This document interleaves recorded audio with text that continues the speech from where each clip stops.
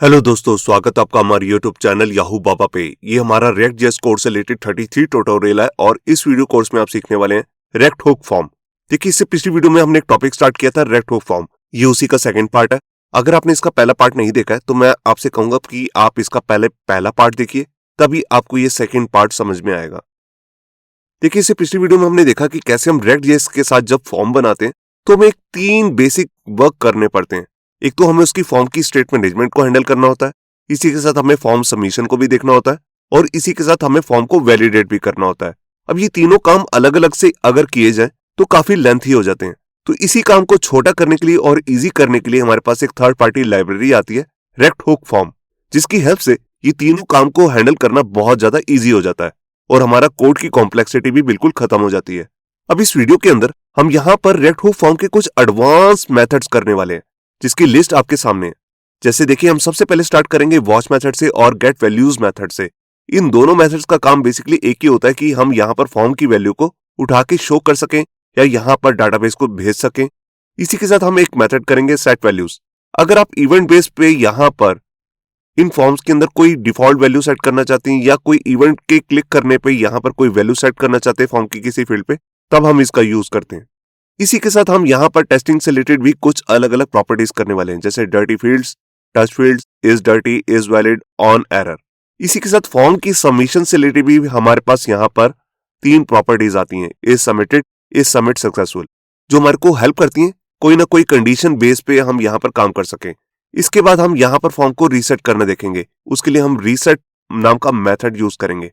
इसके बाद हम बात करेंगे फॉर्म के वैलिडेशन मोड की। ये बहुत इंपॉर्टेंट टॉपिक है, जिसके अंदर हम देखेंगे कि हम कैसे अलग अलग तरीके से फॉर्म की वैलिडेशन कर सकते हैं रिएक्ट हुक फॉर्म के अंदर। और रिएक्ट हुक फॉर्म के लिए वैलिडेशन के लिए एक अलग से मेथड भी आता है, ट्रिगर। इसी के साथ हमने जैसे पिछली वीडियो के अंदर फॉर्म के कुछ बेसिक एलिमेंट का यूज किया था, जैसे इनपुट फील्ड या फिर इनपुट फील्ड के साथ ईमेल, मगर इस वीडियो के अंदर हम यहाँ पर कुछ एडवांस एलिमेंट्स भी देखने वाले हैं, जैसे select box, radio button, check box. तो सबसे पहले हम इसी से स्टार्ट करेंगे, उसके बाद हम ये सारे मेथड्स को कवर करेंगे। अगर यहां पर आप किसी स्पेसिफिक टॉपिक से रिलेटेड कुछ देखना चाहते हैं तो उससे रिलेटेड मैंने नीचे ऑलरेडी टाइमलाइन बना रखी है, तो आप उस पर क्लिक करके उस स्पेसिफिक टॉपिक को भी देख सकते हैं। तो ये शुरू करते हैं प्रैक्टिकल। यहां देखिए, वेब ब्राउजर के अंदर मैंने अपना वही प्रोजेक्ट ओपन कर लिया जिसको हमने पिछली वीडियो में स्टार्ट किया था, मतलब कि रिएक्ट हुक फॉर्म का पहला पार्ट। यहाँ देखिए, हमने ये बेसिक फॉर्म क्रिएट किया था जिसके अंदर हमने फॉर्म की सबमिशन देखी थी, फॉर्म की वैलिडेशन देखी थी और फॉर्म की स्टेट मैनेजमेंट भी। यहाँ पर हमने अलग अलग फील्ड्स ली थी, जैसे input type text, input type यहाँ पर ईमेल और यहाँ पर नंबर, यहाँ पर कैलेंडर भी यूज किया था डेट के लिए, और यहाँ पर भी टेक्स्ट की ही फील्ड्स हैं। अब इसी फॉर्म के अंदर हम सबसे पहले सिलेक्ट बॉक्स को ऐड करके देखते हैं। यहाँ देखिए, मैं आ गया अपने एडिटर में जिसका नाम है VS कोड, और यहाँ पर मैंने अपना वही प्रोजेक्ट ओपन कर लिया जिसका नाम है रिएक्ट हुक फॉर्म। अब देखिए, सबसे पहला हमारा जो app.js फाइल है, मतलब कि ऐप कंपोनेंट, ये कॉल कर रहा है फॉर्म कंपोनेंट को, जिसको हमने अपनी पिछली पार्ट में कवर किया था। अब मैं इसको ओपन करता हूं। ये देखिए, ये हमारा बेसिक कंपोनेंट है, जिसके लिए सबसे पहले मैंने यहाँ पर रिएक्ट हुक फॉर्म को यहाँ पर इंक्लूड किया है। इसके लिए यहाँ पर इसका मेथड आता है यूज फॉर्म, जिसकी हेल्प से हम रिएक्ट हुक फॉर्म को इजिली यूज कर सकते हैं।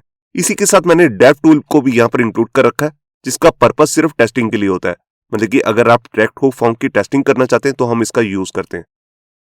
अब यहाँ पर देखिए, मैंने अपने वेरिएबल्स बना रखे हैं और यहाँ पर डिफॉल्ट वैल्यू भी सेट कर रखी है। जैसे कि आप देख रहे हैं कि नेम के अंदर याहू बाबा हमारे चैनल का नाम बाय डिफॉल्ट आ रहा है और यहाँ पर एज भी बाय डिफॉल्ट आ रही है 18। मैं नीचे चलता हूं जहां पर हम रिटर्न कर रहे हैं कुछ HTML। ये देखिए, अब यहाँ पर ये हमारी फील्ड्स है, नेम है, ईमेल है, एज है। अब एज के बाद ही मैं यहाँ पर अपनी एक दूसरी फील्ड को भी ऐड कर लेता हूं, जो कि होगी कंट्री।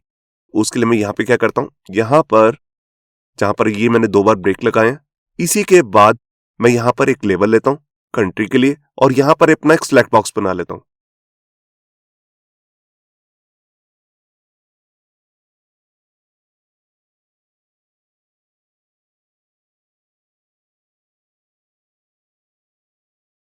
ये देखिए, यहाँ पर सबसे पहले मैंने एक लेबल लिया है और लेबल पे HTML4 में लिखा है कंट्री, क्योंकि ये कंट्री के लिए काम करेगा, और यहाँ पर लेबल में आ रहा है कंट्री। नीचे बना दिया मैंने सिलेक्ट बॉक्स जिसपे ID भी लगा हुआ कंट्री, और यहाँ पर 3 ऑप्शन बटन लगाए हैं। सबसे पहले में लिखा है सिलेक्ट कंट्री। यूजर्स इनमें से 3 कंट्री सिलेक्ट कर सकता है, इंडिया, पाकिस्तान, बांग्लादेश। इसकी वैल्यूज भी मैंने स्मॉल लेटर में यहाँ पर लिखी है वैल्यूज के अंदर। अब देखिए, अगर इसकी वैल्यू को मुझे उठाना है, जैसे कि हमने पिछली वीडियो में देखा था, मैं आपको दिखाता हूँ।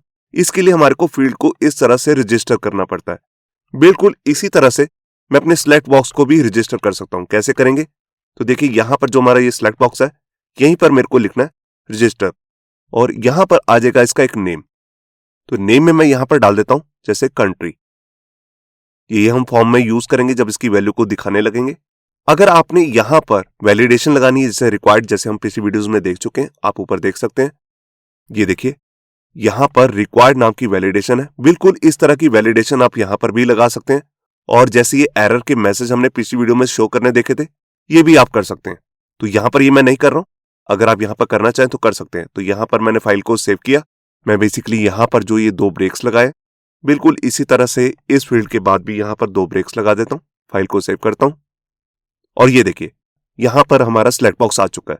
तो यहां पर कंट्रीज भी आ रही हैं। तो सबसे पहले मैं क्या करता हूं, यहां पर अपना कंसोल ओपन कर लेता हूं। तो यहां पर देखिए मैंने कंसोल बॉक्स आ चुका है, मैं इसको थोड़ा सा इधर करता हूं और अपनी फील्ड को थोड़ा सा जूम कर लेता हूं, ये देखिए, ताकि आपके लिए समझना आसान रहे। और यहां पर आके कंसोल को क्लियर कर देता हूं। अब ये देखिए यहां पर मैं फेक फिलर से यहां पर डमी वैल्यूज ऐड कर देता हूं। ये देखिए यहां से हम कोई भी वैल्यू सेलेक्ट कर सकते हैं। देखिए जैसे मैंने इंडिया सेलेक्ट किया और मैं नीचे आकर सबमिट बटन पे क्लिक करता हूं। यहां पर एज में हमने वैलिडेशन लगा रखी है कि 25 से ज्यादा नहीं होनी चाहिए, तो मैं यहां पर 22 कर देता हूं। इसको क्लियर करके दोबारा से सबमिट करता हूं। ये देखिए यहां पर ये हमारा फॉर्म सबमिट हो चुका है, और आप यहां पर देख सकते हैं कि कंट्री में यहां पर इंडिया सेलेक्ट हुआ, जो कि हमने इसकी वैल्यू में ऐड किया था। अगर यहां पर मैं वैल्यू करता हूं पाकिस्तान और सबमिट करता हूं, और आप देख सकते हैं यहां पर सेकंड टाइम फॉर्म फिल हो चुका है और यहां पर वैल्यू आ चुकी है कंट्री में पाकिस्तान।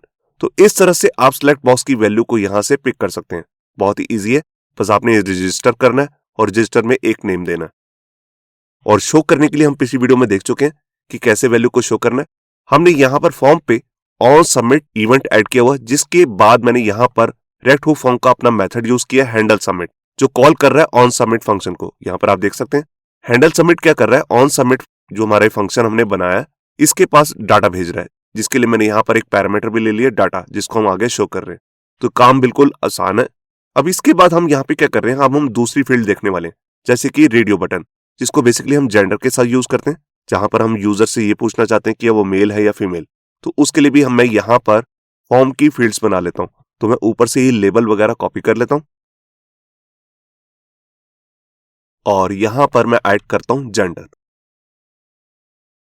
यहां पर देखिए मैंने एक बार ऊपर लेबल लिया जेंडर, उसके बाद मैं दोबारा से एक लेबल ले रहा हूं। अब लेबल के अंदर मैं यहां पर क्या कर रहा हूं, लेबल के अंदर ही इनपुट फील्ड को ऐड करने वाला हूं। आप इसे बाहर भी रख सकते हैं, और यहां पर जस्ट टाइप दे दूंगा रेडियो। इसको एक वैल्यू भी देता हूं जैसे मेल, और इसको एक नेम भी देना पड़ेगा। तो यहां पर मैं क्या करता हूं, यहां पर इसको नेम देता हूं जेंडर। तो उसके लिए मैं यहां पर अपना रजिस्टर यही मेथड यूज करने वाला हूं। तो इसी को मैं यहां से कॉपी कर लेता हूं। मैं ये वैलिडेशन वगैरह भी लगाना चाहूं तो लगा सकता हूं, अभी के लिए मैं नहीं लगा रहा हूं। यहां पर सिर्फ मुझे नेम देना है जेंडर। देखिए अगर आप यहां पर वैलिडेशन लगाना चाहते हैं कि यूजर इसको डाले ही डाले, तो उसके लिए आप यहां पर रिक्वायर्ड नाम की वैलिडेशन ऐड कर सकते हैं, जैसे कि हमने पिछली वीडियो में देखा था। तो उसके लिए मैं यहां पर लिख देता हूं रिक्वायर्ड ट्रू। अब मैंने इसी लेबल के अंदर ये इनपुट फील्ड ऐड कर लिया। अब यहां पर मैं इसको प्रॉपर लेबल के लिए मैं इसी के अंदर ही यहां पर लिख देता हूं मेल। ये देखिए आप इसे इनपुट फील्ड को बाहर रखना चाहें बाहर भी रख सकते हैं। तो यहां पर इस तरीके से भी काम हो सकता है। अब मैं इसी के साथ यहां पर फीमेल के लिए भी बना लेता हूं। ये देखिए तो यहां पर मैंने दोबारा से एक लेबल लिया, उस पर भी जेंडर ही लिखा हुआ है, और यहां पर वैल्यू ऐड कर दी है फीमेल। यहां टाइप रहेगी रेडियो। अब ये देखिए ये दोनों फील्ड्स आपस में रिलेटेड हैं, तो दोनों का नेम सेम होना चाहिए। तो दोनों पे मैंने नेम रजिस्टर किए जेंडर। अब दोनों की एक ही वैल्यू होगी, या तो मेल होगी या फिर फीमेल। यहां पर एक चीज आपको हमेशा ध्यान रखनी है कि जहां पर जैसे इस तरह की हम जो वैलिडेशन लगा रहे हैं रिक्वायर्ड ट्रू, ये आपको सिर्फ एक ही फील्ड पे लगानी है, ना कि मल्टीपल फील्ड्स पे। अगर उन दोनों के नेम सेम है तो आप सिर्फ एक ही बार यूज करेंगे। और अगर ये नेम यहां पर यूजर कोई ऐड नहीं करता, जैसे मेल या फीमेल में से कुछ सिलेक्ट नहीं करता, तो आप इसका एरर मैसेज भी शो कर सकते हैं। तो ऊपर से मैं एरर मैसेज जैसे ये बना रखा है, बिल्कुल यही कॉपी करके यहां पर इसे पेस्ट कर देता हूं, और यहां पर मैं लिख देता हूं जेंडर। बेसिकली यहां पर मैं क्या करूंगा, यहां पर मैं अपना खुद का मैसेज डाल देता हूं जेंडर इज रिक्वायर्ड। देखिए अगर कोई मैसेज यहाँ पर आएगा तभी यहाँ पर ये मैसेज भी शो हो जाएगा। तो यहाँ पर मैंने फाइल को सेव किया। इसके साथ मैं यहाँ पर क्या करता हूँ, 2 बार ब्रेक्स को भी ऐड कर देता हूँ जैसे मैंने ऊपर की थी। ये देखिए फाइल को मैं सेव करता हूँ। ये देखिए मैं यहाँ पर आया, यहाँ पर 2 फील्ड्स आ रही हैं, मेल या फीमेल। आप दोनों में से किसी एक पर ही क्लिक कर सकते हैं। यही रेडियो बटन का पर्पज होता है। अगर आप मल्टीपल वैल्यू में से कोई एक ही वैल्यू लेना चाहते हैं तब हम इसका यूज करते हैं। अब मैं यहाँ पर सारा फॉर्म फिल कर देता हूँ। ये देखिए यहाँ पर एज को जरा कम कर लेते हैं 22। मैं नीचे जाकर फॉर्म को सबमिट करता हूँ। ये देखिए यहाँ पर फॉर्म सबमिट हो चुका है और यहाँ पर आप देख रहे हैं कि मेल यहाँ पर वैल्यू आ चुकी है जेंडर के अंदर। मैं इस वैल्यू को चेंज भी करके दिखाता हूँ। एक बार मैं कंसोल को क्लियर कर दूं, यहाँ पर सबमिट करता हूँ। ये देखिए यहाँ पर आप देख रहे हैं कि यहाँ पर अब वैल्यू मैंने चेंज की थी फीमेल, तो यहाँ पर फीमेल हो गया। तो इसी तरह हम यहाँ पर रेडियो बटन की भी वैल्यू ले सकते हैं। बस आपको दोनों जो इनपुट टैग हैं, ये वाला भी और ये वाला भी, दोनों पे आपको जाके रजिस्टर करना पड़ेगा। देखिए जैसे मैंने यहाँ पर रजिस्टर किया, यहाँ पर ये दोनों को रजिस्टर किए, बस दोनों में नेम सेम देने हैं और वैलिडेशन एक ही बार लगानी है। तो ये भी हमारा काम हो चुका है। अब इसके बाद हम अपना तीसरा एलिमेंट देख लेते हैं जो है चेकबॉक्स। तो उसके लिए मैं यहाँ पे क्या करता हूँ, यहाँ पर मैं पूरे इसी वाले कोड को कॉपी कर लेता हूँ जो मैंने रेडियो के लिए लिखा है। बस यहाँ पर रेडियो की जगह लिख दूंगा चेकबॉक्स। तो देखिए यहाँ पर मैं जेंडर के लिए नहीं बना रहा इसे, यहाँ पर मैं बनाऊंगा इसे स्किल्स के लिए, जहां पर मैं यूजर के स्किल्स देखना चाहता हूं कि उसके पास कौन कौन से स्किल्स हैं। तो यहां पर सबसे पहले मैं रेडियो के अंदर जाके चेंज करता हूं, यहां लिखता हूं चेकबॉक्स और यहां पर वैल्यूज भी चेंज कर देता हूं।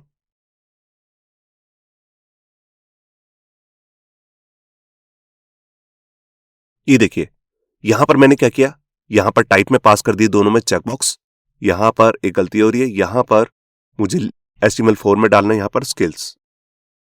यही नेम मैं कॉपी करके यहां पर भी डाल देता हूं और यहां पर भी। और यहां पर वैलिडेशन अगर आप लगाना चाहें तो लगा भी सकते हैं, मगर इस केस में अभी मैं लगा नहीं रहा हूं, इसको हटा देता हूं और यहां से भी रिक्वायर्ड को हटा देता हूं। ये देखिए अब मैंने क्या किया, यहां पर जो हमारी इनपुट फील्ड है दोनों में, यहां पर सबसे पहले टाइप में पास किया चेकबॉक्स, वैल्यू इनकी अलग अलग रखी है। इसमें रखा है रेक्ट, इसमें रखा है नोड और यहां पर ये आप देख रहे हैं दोनों को रजिस्टर किए सेम नेम से स्किल्स, बस इनकी वैल्यूज ही अलग होंगी। यहां पर यूजर को दिखाने के लिए रखा है रेक्ट और यहां पे इस तरह से नोड.js। अब यहां पर एक फील्ड और भी डाल लेते हैं, जैसे मैं यहां पर डाल देता हूं MongoDB। ये देखिए फाइल को मैंने सेव किया, मैं यहां पर आया। अब आप यहां पर देख रहे हैं कि यहां पर स्किल्स में चेकबॉक्स आ रहे हैं, मतलब कि हमने यूजर को मल्टीपल ऑप्शंस दिए हैं। वो जिस पर चाहे जितनी मर्जी वैल्यूज पे क्लिक करना चाहे वो कर सकता है। जैसे मैं यहां पर कर देता हूं रेक्ट पे और MongoDB पे। बेसिकली पहले मैं यहां पर सारा फॉर्म फिल कर देता हूं, फॉर्म फिल ही है बेसिकली। यहां पर मेल सेलेक्ट कर लेता हूं और यहां पर फॉर्म को सबमिट करता हूं नीचे जाकर। ये देखिए मेरा फॉर्म सबमिट हो चुका है और यहां पर आप देख रहे हैं यहां पर आ चुके हैं स्किल्स। आप देख रहे हैं कि मैंने 2 वैल्यूज को सिलेक्ट किया था, रेक्ट और MongoDB को, तो यहां पर एक एरे बन चुका है। यहां पर 0 पे आ गया रेक्ट और 1 पे आ गया MongoDB। मैं इसको वैल्यू को चेंज करता हूं, यहां पर रेक्ट और नोड.js पे क्लिक करता हूं, एक बार क्लियर करके दोबारा से सबमिट करता हूं। ये देखिए यहां पर अब रेक्ट और नोड दोनों सिलेक्टेड आ रहे हैं। तो यहां पर आपको क्लियर हो गया होगा कि कैसे हम सिलेक्ट बॉक्स, रेडियो बटन और चेक बॉक्स की वैल्यू को भी अपने फॉर्म के अंदर इनकी वैल्यू को पिक कर सकते हैं। स्टेप सिंपल है, सिर्फ आपने उस फील्ड को जाकर रजिस्टर करना है, उसका एक नेम देना है, बाकी आपको कुछ भी नहीं करना, उस फॉर्म की फील्ड्स आपके पास आ जाएंगी। यहां पर मैं एक चीज आपको और भी बताना चाहता हूं। देखिए अभी जितना भी हमने पिछली वीडियो में देखा और इस वीडियो में देखा, ये फॉर्म हम अपने हाथ से बना रहे हैं। यहां पर रेक्ट की जो ऑफिशियल वेबसाइट है recthookform.com, जिसका बारे में मैंने आपको पिछली वीडियो में बताया भी था, इसके अंदर अगर आप टूल्स में जाएंगे तो यहां पर आपको फॉर्म बिल्डर भी मिलता है, जहां पर जाकर आप खुद से भी कोई फॉर्म बना सकते हैं और ये सारा का सारा कोड उसका आपको बना के दे देगा। अगर आपको कोई फील्ड नहीं चाहिए, देखिए जैसे मैं यहां से लास्ट नेम को डिलीट कर देता हूं या ओके पे क्लिक करता हूं, तो आप यहां पर देख सकते हैं कि यहां से लास्ट नेम भी चला गया होगा। तो अगर आप कोई नई फील्ड ऐड करना चाहते हैं तो यहां पर जाकर उसका एक नेम रखेंगे, उसकी टाइप क्या बतानी है, ईमेल है, टेक्स्ट एरिया है, जैसे रेडियो बटन है, कोई भी फील्ड आप यहां से सिलेक्ट कर सकते हैं। जैसे मैं यूआरएल कर देता हूं, यहां पर कुछ भी लिख दिया यूआरएल, और अगर आप इस पे वैलिडेशन शो करना चाहते हैं तो वो भी आप यहां पर बता सकते हैं। कि कौन सी वैलिडेशन अगर आप लगाना चाहते हैं यहाँ पर, बस मैं रिक्वायर्ड लगाना चाहता हूँ और यहाँ पर जनरेट पे क्लिक करूंगा या क्रिएट पे, तो देखिए यहाँ पर ये ऐड हो चुकी है और इससे रिलेटेड यहाँ पर आपको सारी JSX भी मिल जाएगी जिसको आप यहाँ पर जाकर कॉपी कर सकते हैं। तो ये काम बहुत ज्यादा इजी हो जाता है, आपको बार बार जाके कोड नहीं करना होता, यहीं से आप अपना सारा काम कंप्लीट कर सकते हैं। यहीं पर वैलिडेशंस लगा सकते हैं, जोन सी भी फील्ड लेना चाहते हैं वो सब कर सकते हैं। अब देखिए मैं वापस आ गया अपने एडिटर में। अब इसके बाद हम अपना मेन एक नया मेथड करते हैं जिसका नाम है वॉच। वॉच बेसिकली करता क्या है, वो यहां पर आपको फॉर्म की वैल्यू को उठाकर देता है। जैसे कि हम स्टेट मैनेजमेंट की वीडियो में भी देख चुके हैं, हम साथ साथ कुछ अगर लिखते हैं तो स्टेट मैनेजमेंट जो हमारे पास मेथड आता है, मतलब कि जिसका नाम था यूज स्टेट हुक, वो हमारे को फॉर्म की वैल्यू उठाकर कहीं पर भी हम शो कर सकते हैं। बिल्कुल वैसे ही यहां पर हम वॉच मेथड के साथ भी कर सकते हैं। तो उसके लिए हमें करना क्या है, यहां पर जाकर सबसे पहले वॉच को यूज करना है। तो यहां पर मैं लिखता हूं वॉच, ये इसका अपना इनबिल्ट मेथड है जिसको आप खुद भी देख सकते हैं। अगर आप सीधा यूज फॉर्म को, जैसे मैंने आपको पिछली वीडियो में करके दिखाया था, यहां पर मैं यूज फॉर्म को अगर सीधा कंसोल में देखूंगा तो हमारे को वॉच भी मिलता है। मैं आपको एक बार शो ही कर देता हूं पहले। देखिए मैं यहां पर आया, मैं एक बार फाइल को रिफ्रेश करता हूं और यहां पर आप देख सकते हैं, यहां पर हमारे को वॉच मिलता है। ये आप देख रहे हैं, ये सारी फील्ड्स की वैल्यू को वॉच करता है और इसकी जो भी हमने वैल्यू लिखी है रियल टाइम में जैसे जैसे आप उसमें कुछ भी चेंज करते हैं तो वो वैल्यू आपको वॉच मेथड पिक करके दे देता है। ये मैं आपको करके दिखाता हूं। तो जैसे हमारे पास यहाँ पर एक फील्ड है, सबसे पहले ऊपर नेम, तो मैं चाहता हूं यूजर जैसे इसमें कुछ लिख रहा है वो वैल्यू हमारे को दिखती रहे, मतलब कि हमारे को रियल टाइम में मिल जाए। तो उसके लिए मैं यहाँ पे क्या करूंगा, देखिए सबसे पहले हम यहाँ पर वॉच को इंपोर्ट करेंगे। इसके बाद मैं यहां पर नीचे जाकर कहीं पर एक वेरिएबल बनाता हूं, इसका नाम मैं कुछ भी रख देता हूं जैसे वॉच नेम। अब इसके बाद मैं अपना मेथड यूज करूंगा जिसको मैंने इंपोर्ट किया, उसका नाम ही है वॉच, जो डायरेक्ट हुक फॉर्म के साथ मिलता है। इसके अंदर मुझे बताना होता है कि मैं कौन सी फील्ड को देखना चाहता हूं, मतलब कि वॉच करना चाहता हूं। तो हमारी फील्ड का नाम आपको मैं नीचे दिखाई देता हूं। ये देखिए हमारी सबसे पहली वाली फील्ड है, उसका नेम ही है नेम। तो यही नेम मैं यहां पर पास कर देता हूं।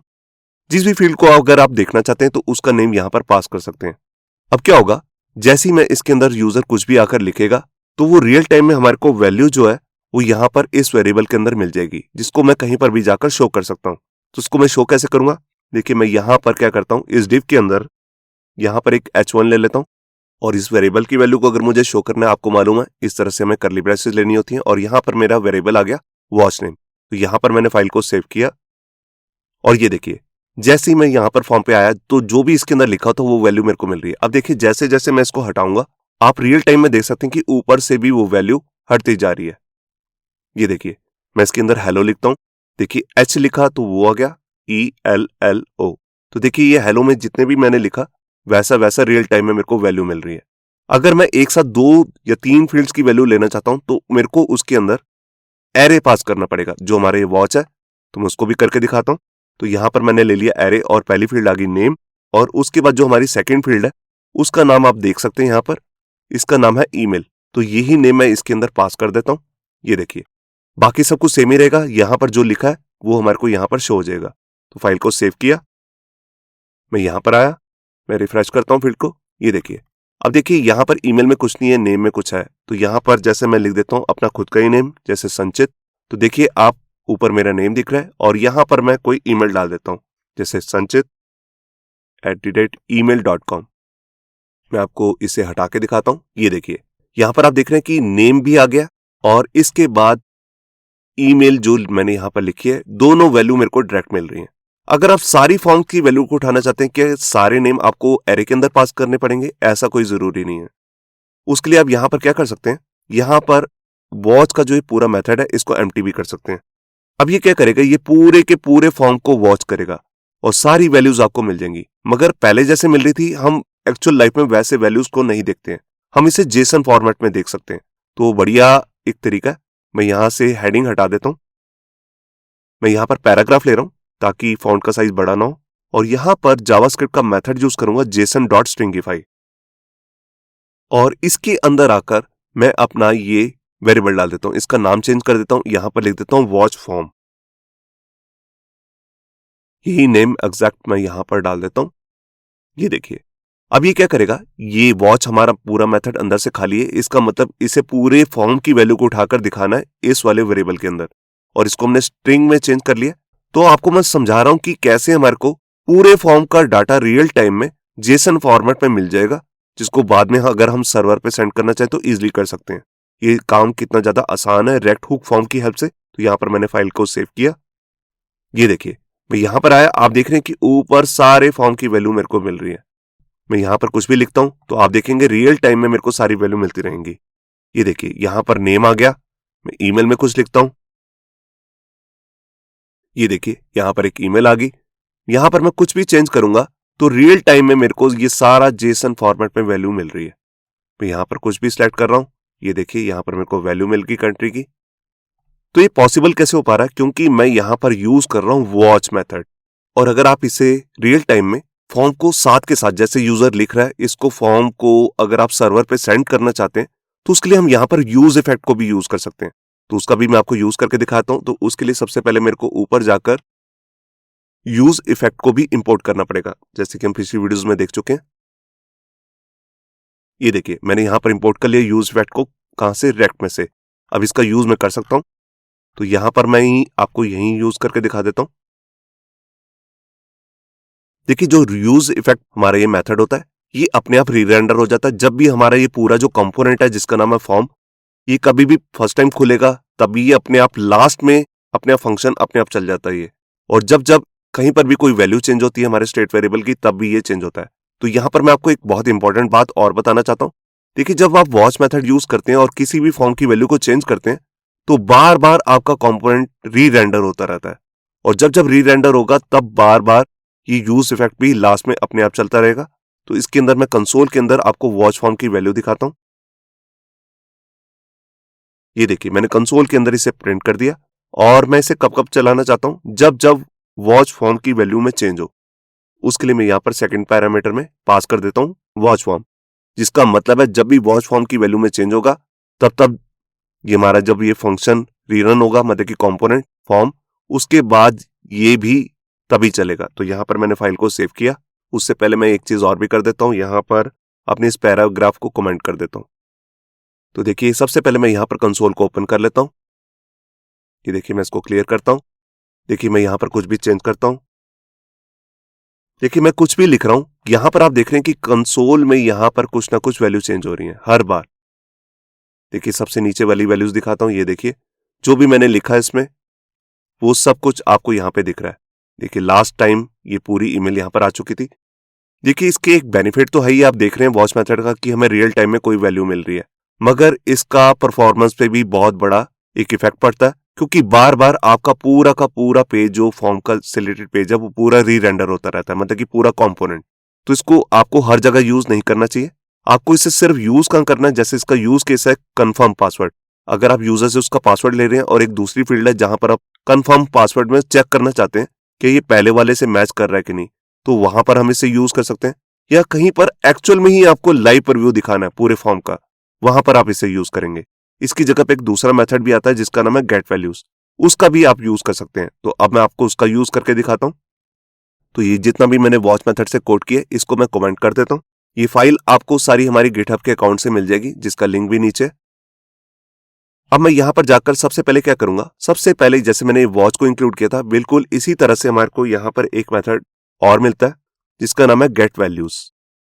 ये देखिए यहां पर वी को आपको कैपिटल लेटर में रखना है। मैं बेसिकली इसको नेक्स्ट लाइन में कर लेता हूं, ये देखिए, ताकि आपके लिए समझना आसान हो।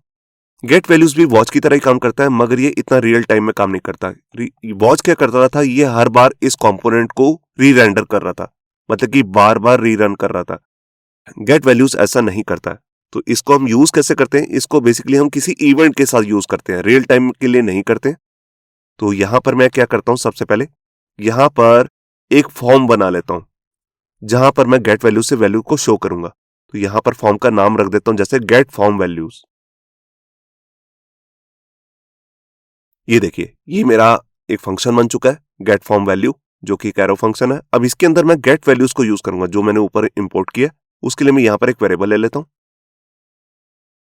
वैल्यूज नाम से मैंने यहां पर एक वेरिएबल बना लिया है जिसके अंदर मैं गेट वैल्यूज को यूज करूंगा। ये देखिए देखिए गेट वैल्यूज को आप तभी यूज कर सकते हैं अगर आपने इसे ऊपर इंपोर्ट किया। तो जैसे मैंने यहाँ पर इसे इंपोर्ट किया, यहाँ पर आप देख रहे हैं, तभी आप इसे कहीं पर भी अपने फॉर्म में यूज कर सकते हैं। ये आपको फॉर्म की सारी वैल्यू उठा के देगा। तो यहाँ पर मैं क्या करता हूँ, यहाँ पर कंसोल में इसे प्रिंट करके दिखाता हूँ। ये देखिए, अब देखिए फंक्शन कॉल अपने आप नहीं होगा। तो यहाँ पर मैं इसे एक अलग बटन से कॉल करके दिखाता हूँ आपको। तो जैसे मैंने यहाँ पर सबमिट का एक बटन बना रखा है, आप देख रहे हैं, बिल्कुल इसी की तरह मैं यहाँ पर एक दूसरा बटन भी बना लेता हूँ और इसका नाम मैं रख देता हूँ जैसे गेट वैल्यूज। और इसकी टाइप को आपको सबमिट नहीं रखना है। अगर आप सबमिट करेंगे तो सबमिट वाला फंक्शन अपने आप चलने लग जाएगा। तो मेरे को यहाँ पर इसकी टाइप पहले चेंज कर देनी है, बटन, और यहाँ पर मैं ऑन क्लिक जो हमारा इवेंट आता है उसको कॉल करूंगा। और जब यूजर मैं चाहता हूं कि इस पर क्लिक करे तो कौन सा फंक्शन कॉल हो, जो अभी हमने बनाया जिसका नाम है गेट फॉर्म वैल्यू। अब जब यूजर इस पे क्लिक करेगा तो हमारा ये फंक्शन कॉल हो जाएगा। और ये फंक्शन क्या करेगा, बेसिकली ये भी हमारे को फॉर्म की सारी वैल्यू उठा के देगा। जैसे वॉच मेथड कर रहा था मगर वो रियल टाइम में कर रहा था, इसको हमने इवेंट के साथ कॉल करना है। इवेंट के साथ कॉल किया और ये बार बार री रेंडर भी नहीं करता, तो इससे परफॉर्मेंस भी काफी सही रहती है हमारे कंपोनेंट की। तो देखिए मैं यहां पर आया, मैं सबसे पहले इसको क्लियर करता हूं और यहां पर सारे फॉर्म को फिल कर देता हूं। तो देखिए यहां पर मैंने सारा फॉर्म फिल कर दिया। बस यहां पर जो एज है उसको वैलिड वैल्यू डाल देता हूं और यहां पर गेट वैल्यू पे क्लिक करता हूं। सबमिट नहीं करना, गेट वैल्यू पे क्लिक करना है। ये देखिए, अब देखिए गेट वैल्यू से भी मेरे को वैसी वैल्यू मिल रही है जो मेरे को सबमिट से मिल रही थी। ये देखिए, बस इससे बेनिफिट क्या हुआ कि हमारा जो पूरा कंपोनेंट है वो री रेंडर नहीं हो रहा है। यहां पर भी देखिए सारी फील्ड्स की वैल्यू मेरे को मिल चुकी है। अगर आप इसमें से किसी एक फील्ड की वैल्यू को ही देखना चाहते हैं तो वो भी देख सकते हैं। उसके लिए आपको यहाँ पे क्या करना है, जो वैल्यूज है जिसके अंदर सारा डाटा आ रहा है उसके बाद किस फील्ड की वैल्यू देखनी है वो आप यहाँ पर देख सकते हैं। तो देखिए जैसे मैं यहाँ पर सिर्फ नेम लिख देता हूँ तो ये सिर्फ नेम की ही वैल्यू मेरे को शो करेगा। तो मैं यहाँ पर आया, अब देखिए मैं सिर्फ यहाँ पर गेट वैल्यू पे क्लिक करता हूँ। पहले मैं क्लियर कर देता हूँ इसको और यहाँ पर गेट वैल्यू पे क्लिक कर रहा हूँ और ये देखिए, अब देखिए यहाँ पर जो यूजर का नेम यूजर ने डाला था वही एग्जैक्ट यहाँ पर हमारे को शो हो रहा है। तो हम किसी भी फील्ड की वैल्यू इस तरह से अपने पास स्टोर कर सकते हैं। यहां पर ये सिंगल वैल्यू को देखने का एक तरीका और भी है। वो क्या है, यहां पर हमें इस तरह से नहीं लिखना है, हम यहां पर भी फील्ड का नाम दे सकते हैं। तो देखिए जैसे मैं यहां पर नाम दे देता हूं ईमेल, मैं सिर्फ ईमेल की वैल्यू देखना चाहता हूं तो यहां पर सिर्फ मैं जो मेरा वेरिएबल है वैल्यूज उसी को शो कर रहा हूं। तो यहां पर मैंने फाइल को सेव किया, मैं यहां पर आया, एक बार इसको क्लियर करता हूं और नीचे जाकर गेट वैल्यू बटन पे क्लिक करता हूं और ये देखिए मेरे को सिंगल वैल्यू मिल रही है। तो इस तरह से भी आप सिंगल वैल्यू को उठा सकते हैं। अगर आप मल्टीपल वैल्यूज को उठाना चाहते हैं तो उसके लिए आपको यहाँ पर एरे पास करना पड़ेगा। तो उसको मैं कैसे करूंगा, देखिए उसके लिए मैं यहाँ पर एरे लेता हूँ और एक फील्ड ले लेता हूँ जैसे कि नेम और एक फील्ड मैं यहाँ पर ईमेल ही डाल देता हूँ। ये देखिए फाइल को सेव किया। अब ये दो फील्ड्स की वैल्यू मेरे को एरे फॉर्मेट में यहाँ पर मिल रही है वैल्यूज के अंदर। देखिए मैं यहाँ पर आया, क्लियर करता हूँ, गेट वैल्यू पे देखिए दोनों वैल्यूज मेरी फिल है फॉर्म के अंदर, ईमेल भी और नेम भी। मैं गेट वैल्यू पे क्लिक करता हूँ, ये देखिए, तो यहां पर देखिए एरे के अंदर मेरे को दोनों वैल्यूज मिल रही हैं। तो इस तरह से आप जोन जोन सी फील्ड्स की वैल्यू अगर पिक करना चाहते हैं तो इसका भी यूज कर सकते हैं। तो ये वाला method as compare to watch method के काफी बढ़िया है क्योंकि ये बार बार री रेंडर नहीं करता है कंपोनेंट को और इससे परफॉर्मेंस भी काफी ठीक रहती है। अब इसी से मिलता जुलता एक मेथड है जो इससे उल्टा वर्क करता है। जैसे गेट वैल्यू क्या करता है, हमारे को वैल्यू उठा के दे रहा था। अगर मेरे को फॉर्म के अंदर कभी कोई इवेंट पे कोई वैल्यू सेट करनी है तो अब हम उसका यूज कर सकते हैं, उसका नाम है सेट वैल्यू। तो उसके लिए भी सबसे पहले मेरे को उससे ऊपर इंक्लूड करना पड़ेगा। ये देखिए यहां पर लिखना है सेट वैल्यू, यहां पर थी गेट वैल्यूज, एस लगाना था मगर यहां पर एस नहीं लगेगा। अब इसका यूज मैं कहीं कर सकता हूं। तो जैसे मैंने ये फंक्शन बनाया था बिल्कुल इसी से मिलता जुलता एक फंक्शन और बनाता हूं जिसका नाम होगा सेट फॉर्म वैल्यू। ये देखिए अब इसके अंदर मैं क्या करना चाहता हूं, देखिए यहां पर मेरे को कोई वैल्यू तो नहीं मिलने वाली। तो यहां पर मैं क्या करता हूं, यहां पर सबसे पहले अपने फंक्शन को कॉल करता हूं सेट वैल्यू, जिसको मैंने ऊपर इंपोर्ट किया। अब इसके अंदर मेरे को दो चीजें बतानी होती हैं, सबसे पहले मेरी फील्ड फिर उसकी वैल्यू। जैसे यहां पर ऊपर एग्जाम्पल भी दिया हुआ है, तो कैसे करते हैं ये, तो देखिए जैसे सिर्फ मैं नेम के अंदर कुछ सेट करना चाहता हूं तो यहां पर मैं एक फील्ड लेता हूं नेम और इसके अंदर मैं जैसे लिखना चाहता हूं टेस्टिंग, मतलब कि सेट करना चाहता हूं। ये वैल्यू हमारे को हो सकता है सर्वर से भी मिले या कहीं और से। तो अभी तो मैं इसे स्टैटिक खुद ही लिख रहा हूं मगर इस फील्ड के अंदर जाकर ये वाली वैल्यू नहीं सेट हो जाएगी। अब इस फंक्शन को कॉल करने के लिए भी मेरे को क्या करना पड़ेगा, नीचे एक बटन बनाना पड़ेगा, क्योंकि मैं इसे इवेंट पे कॉल करूंगा इस फंक्शन को। तो जैसे मैंने ये किया, इसी का मैं डुप्लीकेट कर लेता हूं और यहां पर अपना फंक्शन चेंज कर लेता हूं सेट फॉर्म वैल्यू, और यहां पर भी लिख देता हूं सेट वैल्यू। तो यहां पर मैंने फाइल को सेव किया, मैं यहां पर आया, तो अभी देखिए यहां पर वैल्यू क्या आ रही है, याहू बाबा। और मैं नीचे जाता हूं और जो हमारा सेट वैल्यू नाम का बटन आपको दिख रहा है, इस पे मैं क्लिक करता हूं, ऊपर जाके देखता हूं, ये देखिए यहां पर हो गया टेस्टिंग।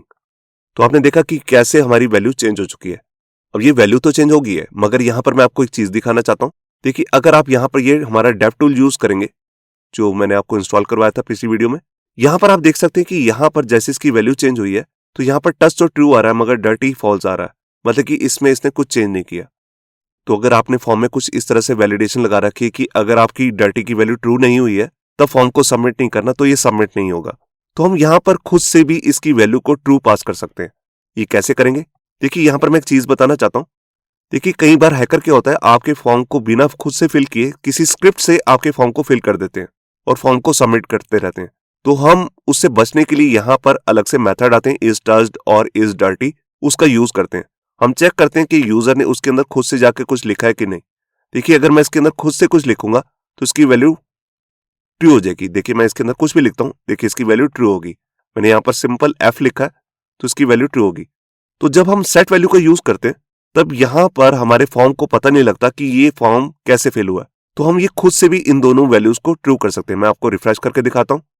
देखिए दोनों वैल्यूज बाय डिफॉल्ट यहां पर आ रही है फॉल्स, मगर जब मैं यहां पर सेट वैल्यू पे क्लिक करूंगा तो आप देख रहे हैं कि यहां पर ये टेस्टिंग नाम की वैल्यू तो आ चुकी है जो वैल्यू के अंदर थी, मगर टच और डर्टी अभी भी फॉल्स है। तो उसको खुद से हम ट्रू कैसे करेंगे? उसके लिए हमें यहां पे क्या करना है,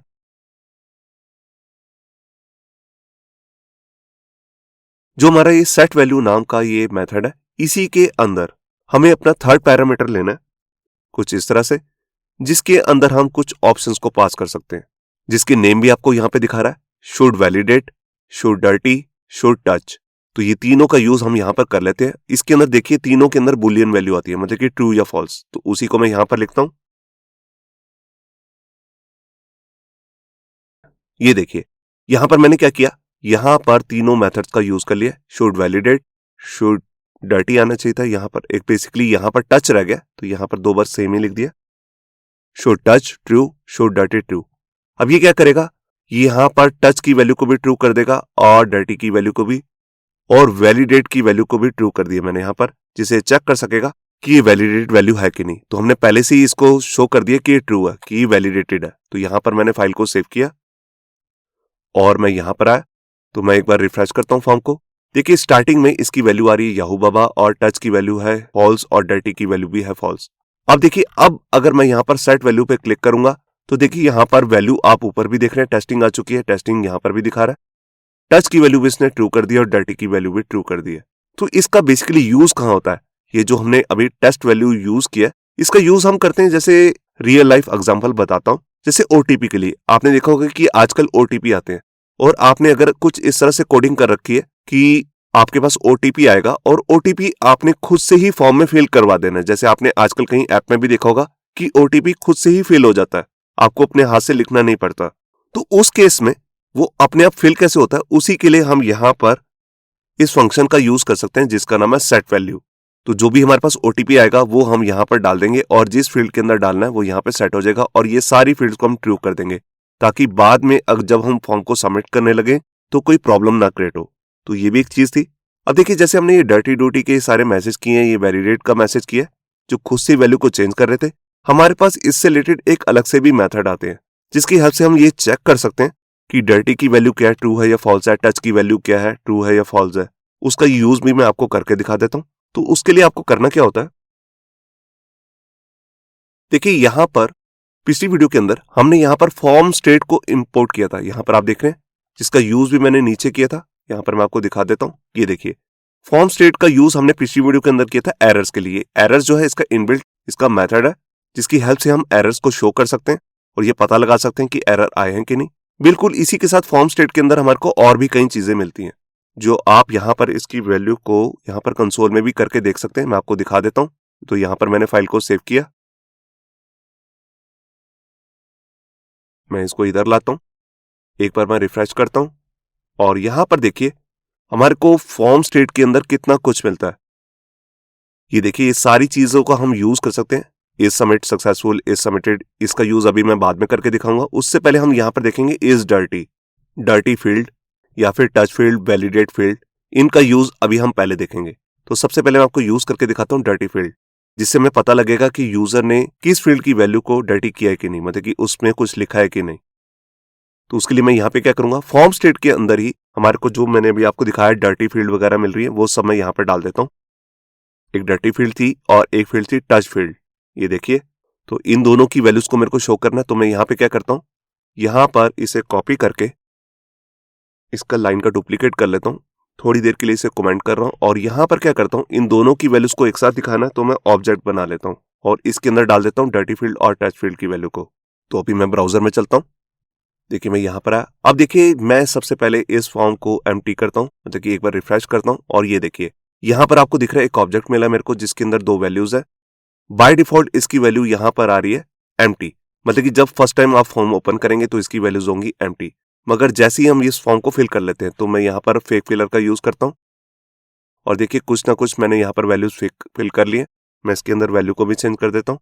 तो आप यहाँ देखेंगे जैसे मैं इसको ओपन करता हूँ तो इसकी वैल्यू ट्रू हो चुकी है। आप देख रहे हैं ये यहाँ पर डर्टी फील्ड के अंदर दिखा रहा है कि किस किस कंपोनेंट की, जिसका हमने नेम दिया हुआ है जैसे एज वगैरह सारे यहाँ पर लिखे हुए, सबकी वैल्यूज यहाँ पर ट्रू हो चुकी हैं। जिसकी नहीं हुई होगी, जैसे यहाँ पर किसी की वैल्यू मैं हटा देता हूँ, जैसे यहाँ पर स्किल्स आप देख रहे हैं यहाँ पर ट्रू हो चुका है। मैं इसको यहाँ पर अनचेक करता हूँ तो देखिए ये डर्टी का मतलब होता है कि मैंने इसमें चेंज किया है। बेसिकली इसमें कुछ चेंज नहीं होगा, मगर हम टच में देख सकते हैं कि किस किस वैल्यू को मैंने टच किया। तो देखिए जब ये फॉर्म फिल हुआ है तो सारी वैल्यूज को मैंने टच किया ही होगा, तभी इसकी वैल्यू ट्रू आ रही है। बाय डिफॉल्ट मैं आपको दोबारा दिखाता हूं, देखिए यहां पर फर्स्ट टाइम ये एम्प्टी है। मैं इसके अंदर सिर्फ एक वैल्यू लिखता हूं, जैसे याहू बाबा, यहां पर एक ए और डाल देता हूं। तो देखिए यहां पर मैं आपको दिखा रहा हूं डर्टी फील्ड के अंदर सिर्फ एक ही फील्ड ट्रू आ रही है, बाकी सारी फील्ड्स को ट्रू नहीं किया है। जिस जिसको मैं कुछ चेंज करूंगा उसी की वैल्यू ट्रू होगी। ये देखिए अब मैं ईमेल जो है उसको भी चेंज करके दिखाता हूं। तो यहां पर मैंने एक ईमेल भी डाल ली, अब मैं इसको दिखाता हूं आपको। तो यहां पर आप देख सकते हैं कि डर्टी इसने सिर्फ दो ही फील्ड को किया, मतलब कि इसके अंदर जाकर मैंने चेंज दो ही फील्ड को किया और टच कितनों को किया, यहां पर दोनों को एक एक बार टच किया। मतलब कि जैसे मैं इसके अंदर फोकस में आता हूं तो इसका मतलब होता है ये टच हो चुकी है। जैसे से फोकस हटेगा तब ये इसकी वैल्यू ट्रू हो जाती है, तो इन दोनों की वैल्यू भी ट्रू हो चुकी है।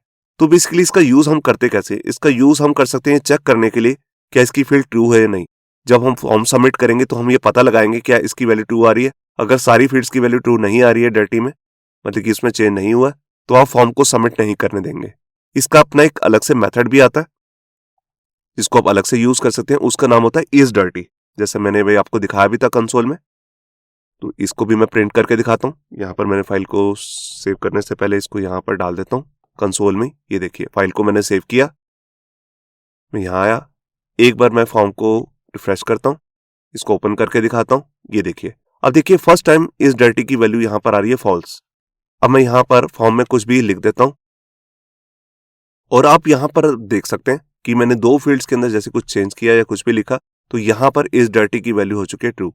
मतलब कि अगर आपने फॉर्म में कुछ भी चेंज किया हल्का सा भी कहीं पर भी किसी भी फील्ड में तो इसकी वैल्यू हो जाएगी ट्रू इज डर्टी की। तो ये भी हमारा टेस्टिंग पर्पस के लिए हम इसे यूज कर सकते हैं, वैलिडेशन के लिए। अब इसके बाद हम बात करते हैं डिजेबल फॉर्म फील्ड की, कि फॉर्म को डिजेबल कैसे करते हैं। देखिए एचटीएमएल का एक अपना तरीका भी होता है डिजेबल करने का, मैं आपको दिखाता हूं। देखिए जैसे हमारे पास यहाँ पर सबसे पहली फील्ड है नेम। अगर मैं इसको एचटीएमएल के तरीके से डिजेबल करना चाहूं तो कैसे करेंगे, यहीं पर हम लास्ट में कहीं पर जाकर लिख सकते हैं डिजेबल्ड। ये देखिए ये हम एचटीएमएल कोर्स में ऑलरेडी देख चुके हैं डिजेबल कैसे करते हैं। ये हमारी फील्ड डिजेबल हो चुकी है। तो यहां पर मैंने फाइल को सेव किया, मैं यहां पर आया, ये देखिए ये आपको पीछे लाइट हल्का सा ग्रे कलर नजर आ रहा होगा और इस फॉन्ट का भी कलर चेंज हो चुका है। अब मैं इसको सिलेक्ट तो कर सकता हूं मगर इसके अंदर कुछ लिख नहीं सकता। ये देखिए मैं लिखने की कोशिश कर रहा हूं, कर्सर क्लिक कर रहा हूं, अंदर कुछ भी नहीं हो रहा। इसके अंदर तो हो जाएगा ये देखिए, मगर इसके अंदर ये चीज कुछ भी क्लिक नहीं हो रहा क्योंकि ये डिजेबल है। तो ये एचटीएमएल का तरीका है। मगर यहाँ पर जो हम लाइब्रेरी यूज कर रहे हैं रेक्ट हुक फॉर्म, उसका भी अपना तरीका आता है फॉर्म की फील्ड्स को डिजेबल करने का। तो वो हम कैसे करते हैं वो मैं आपको बताता हूं। देखिए अभी मैंने डिजेबल यहाँ लगाया था, अब मैं इसको हटा देता हूँ।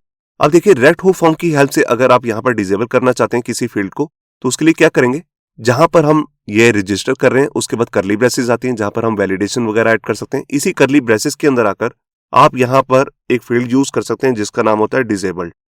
ये देखिए, और इसकी वैल्यू आपको बुलियन वैल्यू देनी है ट्रू। ये देखिए, तो ये मेरा काम हो चुका है। तो यहाँ पर मैंने फाइल को सेव किया, मैं यहाँ पर आया, एक बार मैं रिफ्रेश करता हूँ फॉर्म को और ये देखिए, अब देखिए यहाँ पर जो फील्ड आ रही है आप देख रहे हैं इसका कलर ग्रे हो चुका है और मैं इसके अंदर क्लिक नहीं कर पा रहा हूँ, मतलब कि क्लिक कर रहा हूँ तो कुछ लिख नहीं सकता। मगर दूसरी फील्ड्स के अंदर ऐसा नहीं है, उनके अंदर कुछ भी लिख सकता हूँ, ये देखिए, मगर इसके अंदर नहीं लिख पा रहा क्योंकि ये मैंने रेक्ट हुक फॉर्म की हेल्प से डिसेबल किया है। अब यहाँ पर मैं आपको एक चीज बताना चाहता हूँ, अगर आप रेक्ट हुक फॉर्म की हेल्प से किसी फील्ड को यहाँ पर डिसेबल कर देते हैं तो उस पर आपने जो भी वैलिडेशन लगा रखी है वो वर्क नहीं करेंगी, क्योंकि आप कुछ लिख ही नहीं सकते। जब लिख ही नहीं सकते तो उसको वैलिडेट क्यों करवा रहे हो, तो वैलिडेट होंगी ही नहीं। तो ये बात आपको हमेशा ध्यान रखनी है, अगर आपने इसे डिसेबल किया है रेक्ट हुक फॉर्म की हेल्प से तो आप इसे कभी वैलिडेट नहीं कर सकते। मगर जो मैंने अभी डिसेबल लगाया है उसकी हेल्प से आप बहुत कुछ अलग तरीके की वैलिडेशन कर सकते हैं। जैसे कि आप चाहते हैं कि यूजर ने जब तक अपना नेम नहीं ऐड किया तब तक वो ईमेल भी ऐड नहीं कर सकता, ईमेल की फील्ड डिसेबल रहेगी। अगर आप ऐसा कुछ करना चाहते हैं तो आपको ईमेल पे यहाँ पर डिसेबल फीचर को यूज करना पड़ेगा। मैं इसे करके दिखाता हूँ। देखिए अभी जो मैंने डिसेबल यहाँ लगाया था इसको मैं हटा देता हूँ और यहाँ पर जो मेरी ईमेल वाली फील्ड है इसके अंदर मैं डिसेबल को यूज करता हूँ। मगर मैंने अभी आपको बताया था इसके अंदर बुलियन वैल्यू आती है, मगर बुलियन के अलावा भी यहाँ पर आप कोई कंडीशन भी पास कर सकते हैं। तो मैं यहाँ पर चेक करना चाहता हूँ कि क्या यूजर ने नेम के अंदर कुछ लिखा है कि नहीं। तो उसके लिए मैं यहाँ पे क्या करता हूँ, यहाँ पर लिखता हूँ वॉच, और वॉच किसको करना है, नेम फील्ड को। देखिए मैंने अभी आपको वॉच मेथड बताया था जो कि क्या करता है, वो हर फील्ड को वॉच करता रहता है। मैंने इसको बताया नेम को वॉच करते रहो, जब भी इसके अंदर कुछ लिखा जाए तो इसको वॉच करो। और वॉच करने पे अगर इसे कुछ भी नहीं मिलता तो यहां पर मैंने उसके लिए लगा दिया एम्प्टी, मतलब कि अगर उसके अंदर कुछ भी नहीं लिखा गया तब तक ये फील्ड डिसेबल रहेगी। अगर इसके अंदर कुछ भी लिखा गया और ये एम्प्टी नहीं है, ये कंडीशन की वैल्यू फॉल्स हो जाती है, तो ऑटोमेटिकली जो डिसेबल है वो हट जाएगा, इसकी वैल्यू हो जाएगी फॉल्स। तो यहां पर अब मैं क्या करता हूं, सबसे पहले फाइल को सेव करता हूं, रिफ्रेश करता हूं। देखिए अभी इसके अंदर कुछ लिखा हुआ है, तो ये वैल्यू जो जहां से आ रही है इसको मैं हटा देता हूं पहले। तो देखिए यहां पर मैंने डिफॉल्ट वैल्यू सेट की थी याहू बाबा, इसको मैं यहां से हटा रहा हूं, फाइल को सेव करता हूं और मैं यहां पर आया। ये देखिए, अब देखिए जो ईमेल वाली फील्ड है मैं इसके अंदर क्लिक ही नहीं कर पा रहा हूं क्योंकि ये डिसेबल है। ये तब तक डिसेबल रहेगी जब तक मैं नेम के अंदर कुछ भी नहीं लिखूंगा। अगर यूजर ने अपना नेम ऐड कर दिया और उसकी वैलिडेशन प्रॉपर है तभी यहां पर ये ईमेल इनेबल होगा। तो देखिए मैं यहां पर जैसे लिख देता हूं याहू बाबा, तो देखिए जैसे मैंने YH लिखा, याहू लिखा, तो अपने आप ये ईमेल वाली फील्ड इनेबल हो चुकी है। अब मैं यहां पर कुछ भी ऐड कर सकता हूं, मगर अब अगर मैं यहां पर जाकर इसे हटा देता हूं तो ऑटोमेटिकली ये ईमेल भी डिसेबल हो जाएगा। ये देखिए अब मैं इसमें कुछ भी नहीं लिख पा रहा। तो इस तरह से हम जो अभी हमने यहां पर ये डिसेबल फील्ड को यूज किया, इस तरह से हम इसका इनबिल्ट फीचर को यूज करते हैं। अब इसके बाद मैं आपको एक नया टॉपिक करा रहा हूं जिसका नाम है ऑन एरर।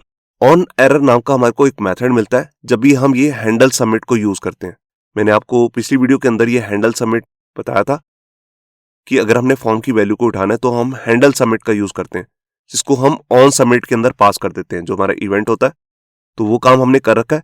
अभी इसके अंदर हमने सबसे पहला एक पैरामीटर पास किया था जिसका नाम है फंक्शन का नेम, जहां पर हमें डाटा को सेंड करना है। इसी के साथ एक पैरामीटर और भी आता है जो ऑप्शनल होता है, जो होता है एरर हैंडलिंग के लिए। ये देखिए यहां पर सबमिट एरर हैंडलिंग। तो यहां पर आप उस फंक्शन का नाम बता सकते हैं जहां पर आपको एरर हैंडलिंग करनी है। तो यहां पर मैं क्या करता हूं, यहां पर एक फंक्शन बना लेता हूं जिसका मैं कॉल कर लेता हूं बेसिकली। तो यहां पर मैं क्या करता हूं, यहां पर एक फंक्शन का नाम दे देता हूं ऑन एरर, और इस नाम का एक फंक्शन भी क्रिएट कर लेता हूं ऊपर यहां पर। ये देखिए ये मैंने फंक्शन बना लिया। अब देखिए अगर मेरे फॉर्म में कभी भी कोई भी एरर आएगा तो वो एरर क्या है वो इधर हम पास कर देंगे। जैसे कि हम पहले फॉर्म का सबमिट का डाटा इधर पास कर रहे थे ऑन सबमिट पे, यहाँ पर आप देख सकते हैं जहां पर हम डाटा को शो कर रहे थे। बिल्कुल इसी तरह से अगर इस फॉर्म में कोई भी एरर आएगा अब वो हम इधर पास कर देंगे और यहां पर हम उस एरर को शो कर सकते हैं। तो उसके लिए यहां पर मैं एक पैरामीटर ले लेता हूं, इसका नाम कुछ भी ले सकते हैं, बेसिकली मैं इसका नाम एरर्स ही लिख लेता हूं।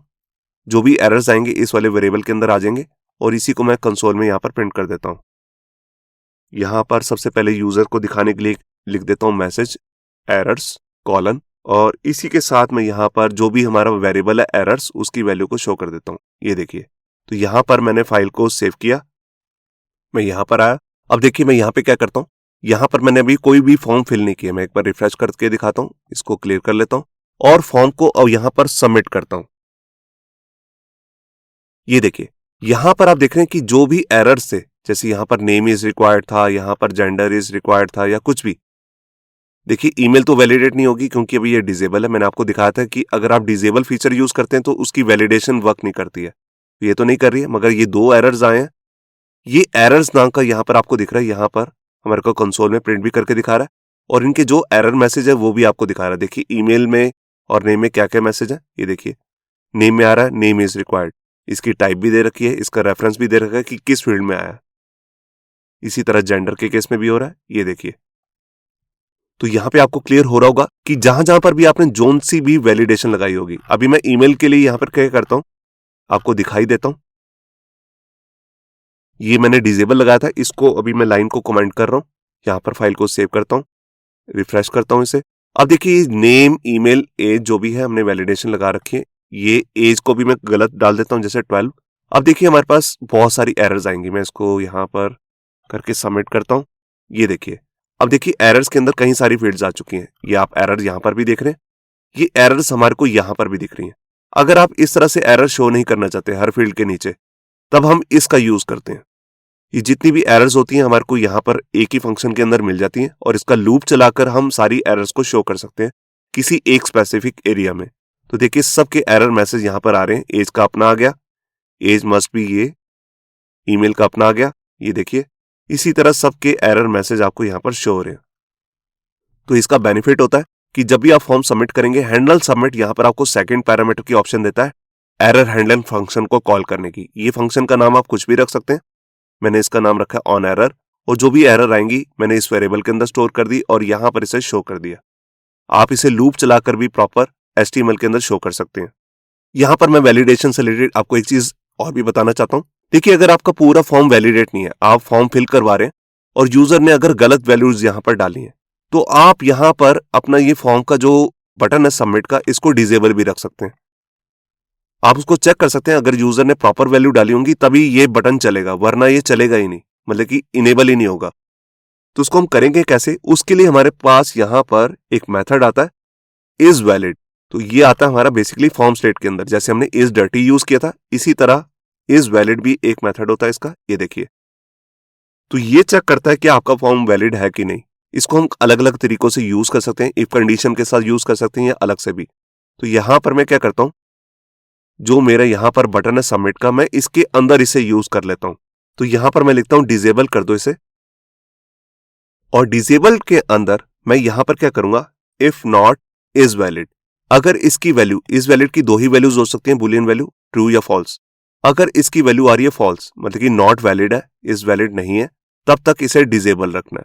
तो यहां पर मैंने फाइल को सेव किया, तो मैं यहां पर आया। अब देखिए मैं नीचे आके आपको यहां पर दिखा रहा हूं, इसको मैं हटा देता हूं। आप नीचे देख सकते हैं कि हमारा जो सबमिट का बटन है वो डिसेबल हो चुका है।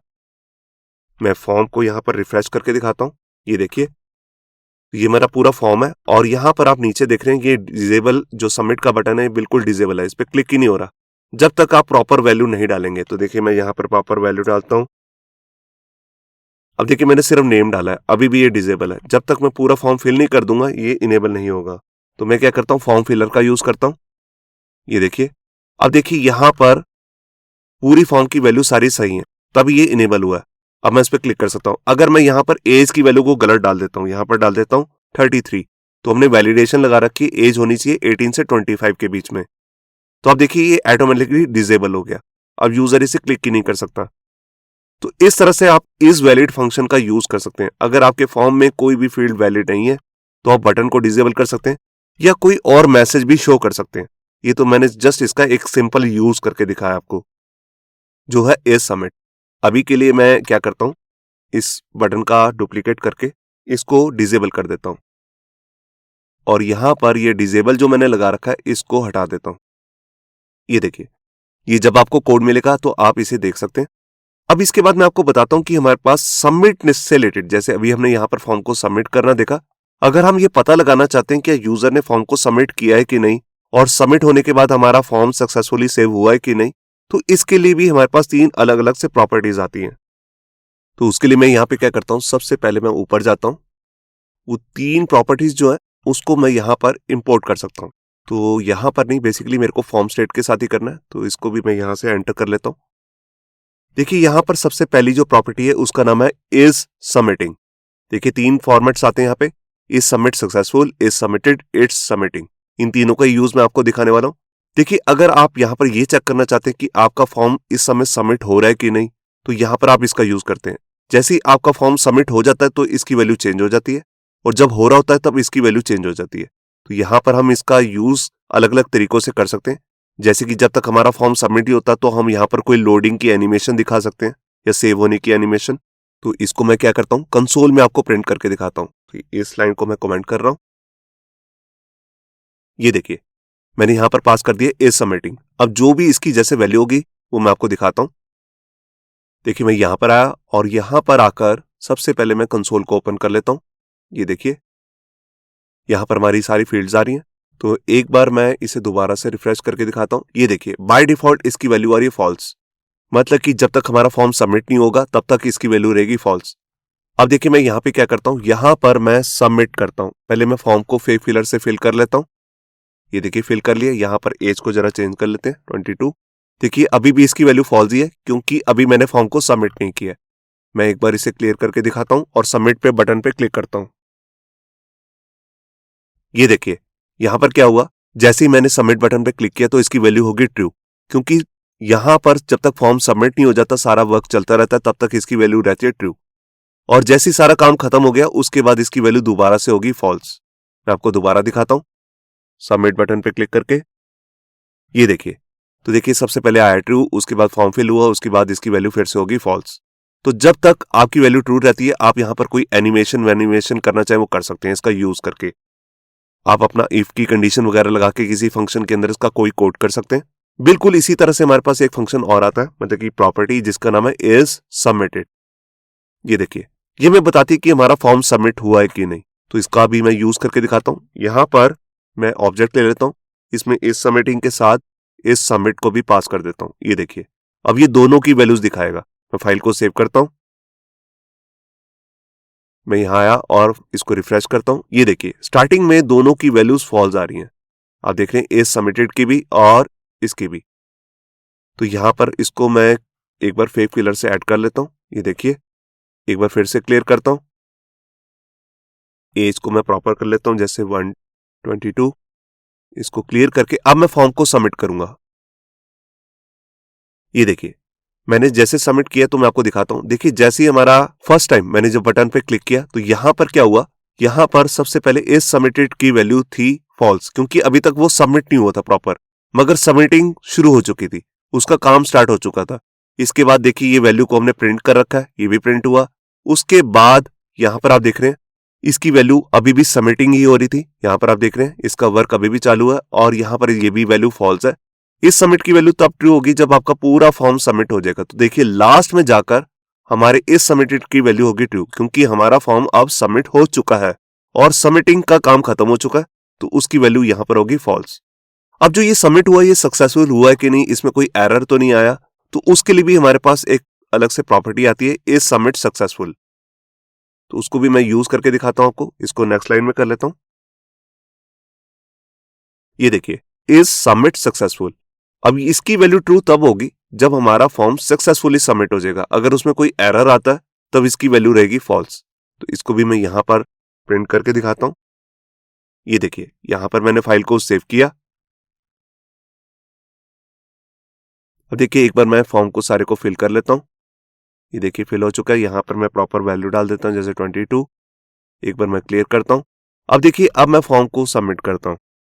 ये देखिए सबसे पहले यहां पर ये 2 की वैल्यूज तो यहां पर फॉल्स है और सबमिटिंग स्टार्ट हो चुकी है। उसके बाद ये हमारी वैल्यू हमने यहां पर प्रिंट की है और इसके बाद भी हमारी सबमिटिंग अभी चालू है। ये देखिए ट्रू है और ये दोनों की वैल्यू रहेगी फॉल्स। इनका रिजल्ट कब आएगा, जब हमारा पूरा फॉर्म सबमिट हो जाएगा।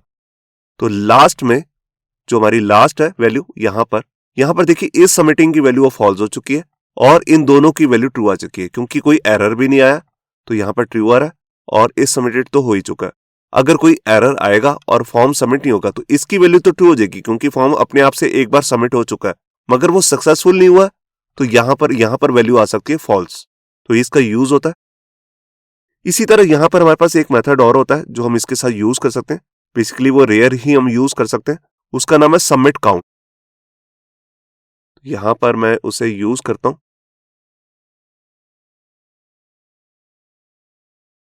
ये देखिए सबमिट काउंट, ये करता क्या है, ये बताता है कि आपने कितनी बार फॉर्म को सबमिट किया है। जैसे अगर हमने किसी पेज को रिफ्रेश नहीं किया और हमारे फॉर्म का पेज ओपन है और वो फॉर्म बार बार हम फिल कर रहे हैं, तो हम ये चेक कर सकते हैं कितनी बार फिल हुआ है। तो इसको भी मैं आपको कंसोल में यहाँ पर प्रिंट करके दिखाता हूँ।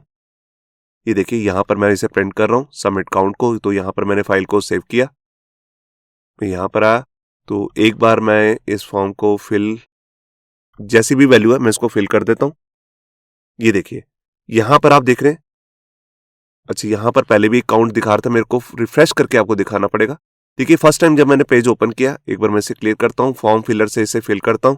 ये देखिए फिल हो चुका है। अब देखिए एक बार भी मैंने इसे क्लिक नहीं किया तो कहीं पर भी वैल्यू इसकी 0 ही आ रही है, 1 2 3 नहीं हुई है। मैं एक बार इसे फिल करता हूं। देखिए मैंने सबमिट पे क्लिक किया और उसके बाद आप यहां पर देख सकते हैं इसकी वैल्यू हो चुकी है 1। इसका मतलब मैंने इसे एक बार फिल कर दिया। बेशक यहां पर एरर आ रही है, मैं इसकी वैल्यू को चेंज करता हूं। अब मैं दोबारा यहां पर सबमिट बटन पे क्लिक करता हूं और यहां पर देखिए सबसे नीचे यहां पर इसकी वैल्यू दिखा रहा है सबमिट काउंट 2, मतलब कि फॉर्म 2 बार सबमिट हो चुका है। तो इस तरह आप यहां पर ये जितनी बार भी पता लगाना चाहें कि फॉर्म कितनी बार सबमिट हो चुका है, ये पता लगा सकते हैं। अब इसके बाद बात करते हैं अपने एक मेथड की जिसका नाम है रीसेट। रीसेट के लिए आपको यहां पर क्या करना होगा, सबसे पहले जो हमारा यूज फॉर्म है इसी के अंदर हमारे को एक मेथड मिलता है रीसेट, जो फॉर्म को रीसेट करने का काम करता है। तो जब भी आप इसे यूज करना चाहते हैं तो इसे अपने फॉर्म के साथ लगा सकते हैं। जैसे हम HTML के अंदर भी रीसेट लगाते हैं, वही काम अगर आप रेक्ट हुक फॉर्म के साथ करना चाहते हैं तो बहुत इजीली कर सकते हैं। तो मैं यहां पर क्या करता हूं, यहां पर पहले एक ब्रेक लगा लेता हूं और इसके बाद एक बटन ले लेता हूं, इसी को कॉपी करके यहां पर आपने टाइप बटन ही रखनी है और यहां पर ऑन क्लिक पर हम क्या करेंगे, रीसेट को यूज करेंगे। कैसे करना है, उसके लिए सबसे पहले आप यहां पर एरो फंक्शन बनाएंगे और इसके अंदर रीसेट अपने मेथड को यूज कर लेंगे। ये देखिए राउंड ब्रेसेस जरूर लगानी है क्योंकि एक मेथड है। यहां पर मैंने फाइल को सेव किया, मैं यहां पर आया। अब देखिए मैं फॉर्म को एक बार यहां पर आपको रिफ्रेश करके क्या करता हूं, फिल कर लेता हूं। ये मैंने फिल कर लिया, आप देख रहे हैं सारा फॉर्म फिल है। अब रीसेट क्या करेगा, इसको एम्प्टी कर देगा। तो देखिए यहां पर मैंने वैल्यू नहीं चेंज की इसकी, यहां पर बेसिकली मेरे को रीसेट ही लिखना था बटन पे भी। फाइल को सेव करके मैं आपको दोबारा चेक कराता हूं। मैं यहां आया, अब देखिए फॉर्म जो है पहले से ही यहां पर फिल है, रीसेट का बटन भी आपको दिख रहा है। मैं इस पर क्लिक करता हूं और ये देखिए सारा फॉर्म यहां पर एम्प्टी हो चुका है। तो इस तरह से अगर आप फॉर्म को एम्प्टी करना चाहते हैं तो रीसेट का बटन आता है। अगर आप रीसेट के टाइम पे यहां पर किसी वैल्यू में कोई डिफॉल्ट वैल्यू सेट करना चाहते हैं वो भी कर सकते हैं। उसके लिए आपको क्या करना है, यहां पर जो हमारा रीसेट ये मेथड है इसी के अंदर ऑब्जेक्ट पास करना है और जितनी भी आपने कोई फील्ड्स ले रखी हैं उनके नेम दे सकते हो, या सिर्फ एक दो फील्ड्स के नेम भी मैं आपको डाल के दिखा देता हूं यहां पर। तो देखिए मैंने सिर्फ 2 ही फील्ड्स ले लिए हैं, नेम और ईमेल। अब देखिए यहां पर मैंने यहां पर एक नेम ले लिया है और एक ईमेल ले लिया है। अब मैं चाहता हूं कि यूजर जैसे ही इसको रीसेट पे क्लिक करे तो ये फॉर्म की फील्ड्स अपने आप दोबारा से अपने आप फिल हो जाए, मतलब कि डिफॉल्ट वैल्यू यही सेट हो जाए। तो यहां पर मैं आपको दिखाता हूं इसे कैसे करेंगे। देखिए अगर फॉर्म खाली भी है और मैं रीसेट पे क्लिक कर देता हूं तो आप देखेंगे ये फील्ड्स जो है सारी फील्ड अपने आप इन वैल्यू से हो चुकी हैं, डिफॉल्ट वैल्यू से। अगर मैं इसको किसी और वैल्यू से फिल करता हूं, ये देखिए अब नेम चेंज हो चुके हैं। अब दोबारा से अगर रीसेट करूंगा तो आप ऊपर जाके देखेंगे नेम और ईमेल वही आ चुके हैं जो हमारी डिफॉल्ट वैल्यू है। देखिए इस रीसेट को हम एक तरीके से तो इस तरह से यूज कर ही सकते हैं, जैसे मैंने ये रीसेट का बटन बना रखा है। अगर आप फॉर्म का सबमिशन कर रहे हैं, मतलब कि फॉर्म को सबमिट कर रहे हैं, तो क्या होता है फॉर्म फिल ही रह जाता है। मैं आपको एक बार दिखाता हूं, हमारा फॉर्म फिल ही रह जाएगा। मैं यहां आया, एक बार इसे क्लियर करता हूं और यहां पर फॉर्म फिलर से वैल्यू को ऐड कर देता हूं। अब देखिए जब मैं इसको फॉर्म को यूजर फिल करेगा ना, ये फॉर्म तो फिल हो जाएगा, मगर यहां पर क्या होगा, ये इसकी values as it is fill रह जाएंगी। तो यहां पर मैं सबमिट करता हूं, ये वैल्यू चेंज करता हूं, 22 कर दिए जैसे कुछ भी, और यहां पर सबमिट किया और ये देखिए ये वैल्यूज तो मेरे पास आ चुकी हैं। यहां पर आप देख रहे हैं मगर ये फॉर्म के अंदर भी वैल्यूज पड़ी रहेगी। मैं चाहता हूं कि जैसे यूजर फॉर्म सबमिट कर दे उसके बाद ये फॉर्म भी अपने आप खाली हो जाए। तो इसकी जगह पे हम क्या कर सकते हैं, यहां पर हम यूज इफेक्ट का यूज कर सकते हैं। जैसे हमने यहां पर भी किया यूज इफेक्ट, इसको मैंने बंद कर रखा है, इसी कोड को कॉपी कर लेता हूं और इसका यूज मैं आपको यहां करके दिखा देता हूं। इसको अनकमेंट करता हूं और यहां पर मैं इसको एम्प्टी कर देता हूं। पहले सबसे पहले मैं यहां क्या करता हूं, यहां पर मैं कंडीशन से चेक करता हूं। मैं ये चेक करना चाहता हूं अगर मेरा फॉर्म जो है सक्सेसफुली सबमिट हो चुका है उसके बाद रीसेट हो, तो उसके लिए मैं लिखता हूं इस सबमिट सक्सेसफुल, जो मैंने अभी आपको मेथड दिखाया था। अब इसकी वैल्यू अगर ट्रू होगी, कोई एरर नहीं आ रहा, तब रीसेट करना है। तब मैं यहां पर लिखता हूं रीसेट। इस तरह से भी मैं रीसेट का यूज कर सकता हूं और यहां पर भी ये लगा देता हूं। अब ये यूज इफेक्ट सिर्फ तभी चलेगा अगर हमारा फॉर्म सक्सेसफुली सबमिट हो चुका है और यहां पर हम चेक करेंगे पहले इसकी वैल्यू ट्रू हुई है कि नहीं। अगर ट्रू होगी तभी ये फॉर्म रीसेट होगा, अगर कोई एरर है तब हम फॉर्म को रीसेट नहीं करेंगे। तो देखिए मैं यहां पर आया और यहां पर आकर पहले फॉर्म को सबमिट कर लेता हूं। उसके बाद यहां पर ऑटो फिलर से इसे फिल कर लेता हूं। ये देखिए यहां पर एज को चेंज करता हूं 22। अब मैं सबमिट करता हूं। ये देखिए फॉर्म मेरा सबमिट हो चुका है, सारा का सारा यहां पर देख रहे हैं आप, वैल्यू भी मिल रही है मेरे को और सारा फॉर्म एम्प्टी भी हो गया, रीसेट हो गया। तो इस तरह से भी हम रीसेट का यूज कर सकते हैं। इसके बाद मैं आपको बताता हूं कि हमारे पास एक बहुत इंपॉर्टेंट टॉपिक है जिसका नाम है वैलिडेशन मोड। देखिए यहां पर जो हमारा ये मेथड होता है, ये यूज फॉर्म के अंदर हम यहां पर मोड्स भी पास कर सकते हैं। ये मोड्स आप यहां पर भी देख सकते हैं, जो हमारी ये ऑफिशियल वेबसाइट है, यहां पर आप जाएंगे एपीआई पे। तो देखिए जो भी मैं आपको पढ़ा रहा हूं वो सब यूज फॉर्म के अंदर ही है, आप खुद से भी पढ़ सकते हैं। मैं इस पर क्लिक करता हूं और ये देखिए यहां पर जो मेथड्स मैं आपको इनमें से बहुत सारे मेथड्स करा चुका हूं। अगर कोई मेथड्स रहते हैं तो आप यहां से भी पढ़ सकते हैं। तो यहां पर देखिए यहां पर सबसे पहले ऊपर एक ऑप्शन आती है मोड, मैं इस पर क्लिक करता हूं और ये देखिए मैं नीचे आया स्क्रॉल होके, तो यहां पर कुछ इनबिल्ट मोड्स आते हैं। ये देखिए on change, on blur, on submit, on touch या ऑल। अब बेसिकली होता क्या है, जो हमारी वैलिडेशन होती है हम अलग अलग इवेंट के साथ लगा सकते हैं। मैं चाहता हूं कि यूजर जब भी फॉर्म की फील्ड को चेंज कर रहा है तो उसके साथ ही उसकी वैलिडेशन चेक हो जाए। या ब्लर पे मतलब जैसे यूजर ने वैल्यू डाल दी है और उस फॉर्म की फील्ड से उसका फोकस हटा है, उसको हम कहते हैं ऑन ब्लर, तब उसकी ये फील्ड मतलब कि फॉर्म की फील्ड उसी समय वैलिडेट हो जाए। या जब हमने यहाँ पर फॉर्म को सबमिट किया, जो बाय डिफॉल्ट हम करती हैं, सबमिट पे हम यहाँ पर फॉर्म की वैलिडेशन चेक करते हैं, वहां पे करना चाहें वहां पर भी कर सकते हैं। या ऑन टच पे जैसे यूजर ने उसे टच किए तब हम ये करना चाहिए, तब भी कर सकते हैं। या ऑल भी होता है। ऑल में क्या होता है, ये सारे चल जाते हैं, ऑन ब्लर, ऑन चेंज भी, ये दोनों वर्क करने लग जाते हैं ऑल पे। तो यहां पर मैं आपको इसका यूज करके दिखाता हूं। तो देखिए सबसे पहले आपको यहां पर क्या करना है, जहां पर ये हमारा डिफॉल्ट वैल्यू का ये कर्ली ब्रेसेस एंड हो रही है, इसी के बाद यहां पर आपको यूज करना है मोड और मोड की कोई वैल्यू देनी है। जैसे मैंने अभी आपको कई वैल्यूज दिखाई हैं, इसकी एक वैल्यू है ऑन ब्लर, ये देखिए। तो यहां पर अब मैं फाइल को सेव करता हूं और मैं यहां पर आया। अब देखिए जैसे ही मैं इसके अंदर कुछ लिखूंगा तभी उसकी वैल्यू चेक हो जाएगी। देखिए जैसे मैंने यहां पर इसको रिफ्रेश कर देता हूं एक बार और देखिए मैं इससे फोकस हटा, एक बार दोबारा से रिफ्रेश करता हूं। अब देखिए मैं इसके अंदर कुछ लिखता हूं, मैंने सिर्फ SA लिखा और प्रॉपर ईमेल नहीं डाला। अब देखिए जैसे ही मैं इसे ब्लर करूंगा, ब्लर मतलब इससे मेरा फोकस, अभी आप देख रहे हैं कर्सर यहां पर ब्लिंक कर रहा है, जैसे ही इससे मैं बाहर जाऊंगा बिल्कुल उसी टाइम पे ये चेक हो जाएगा कि अब मैंने प्रॉपर ईमेल डाली है कि नहीं। देखिए मैंने बाहर क्लिक किया और ये देखिए इनवैलिड ईमेल एड्रेस। अब मैं इसे प्रॉपर डालता हूं।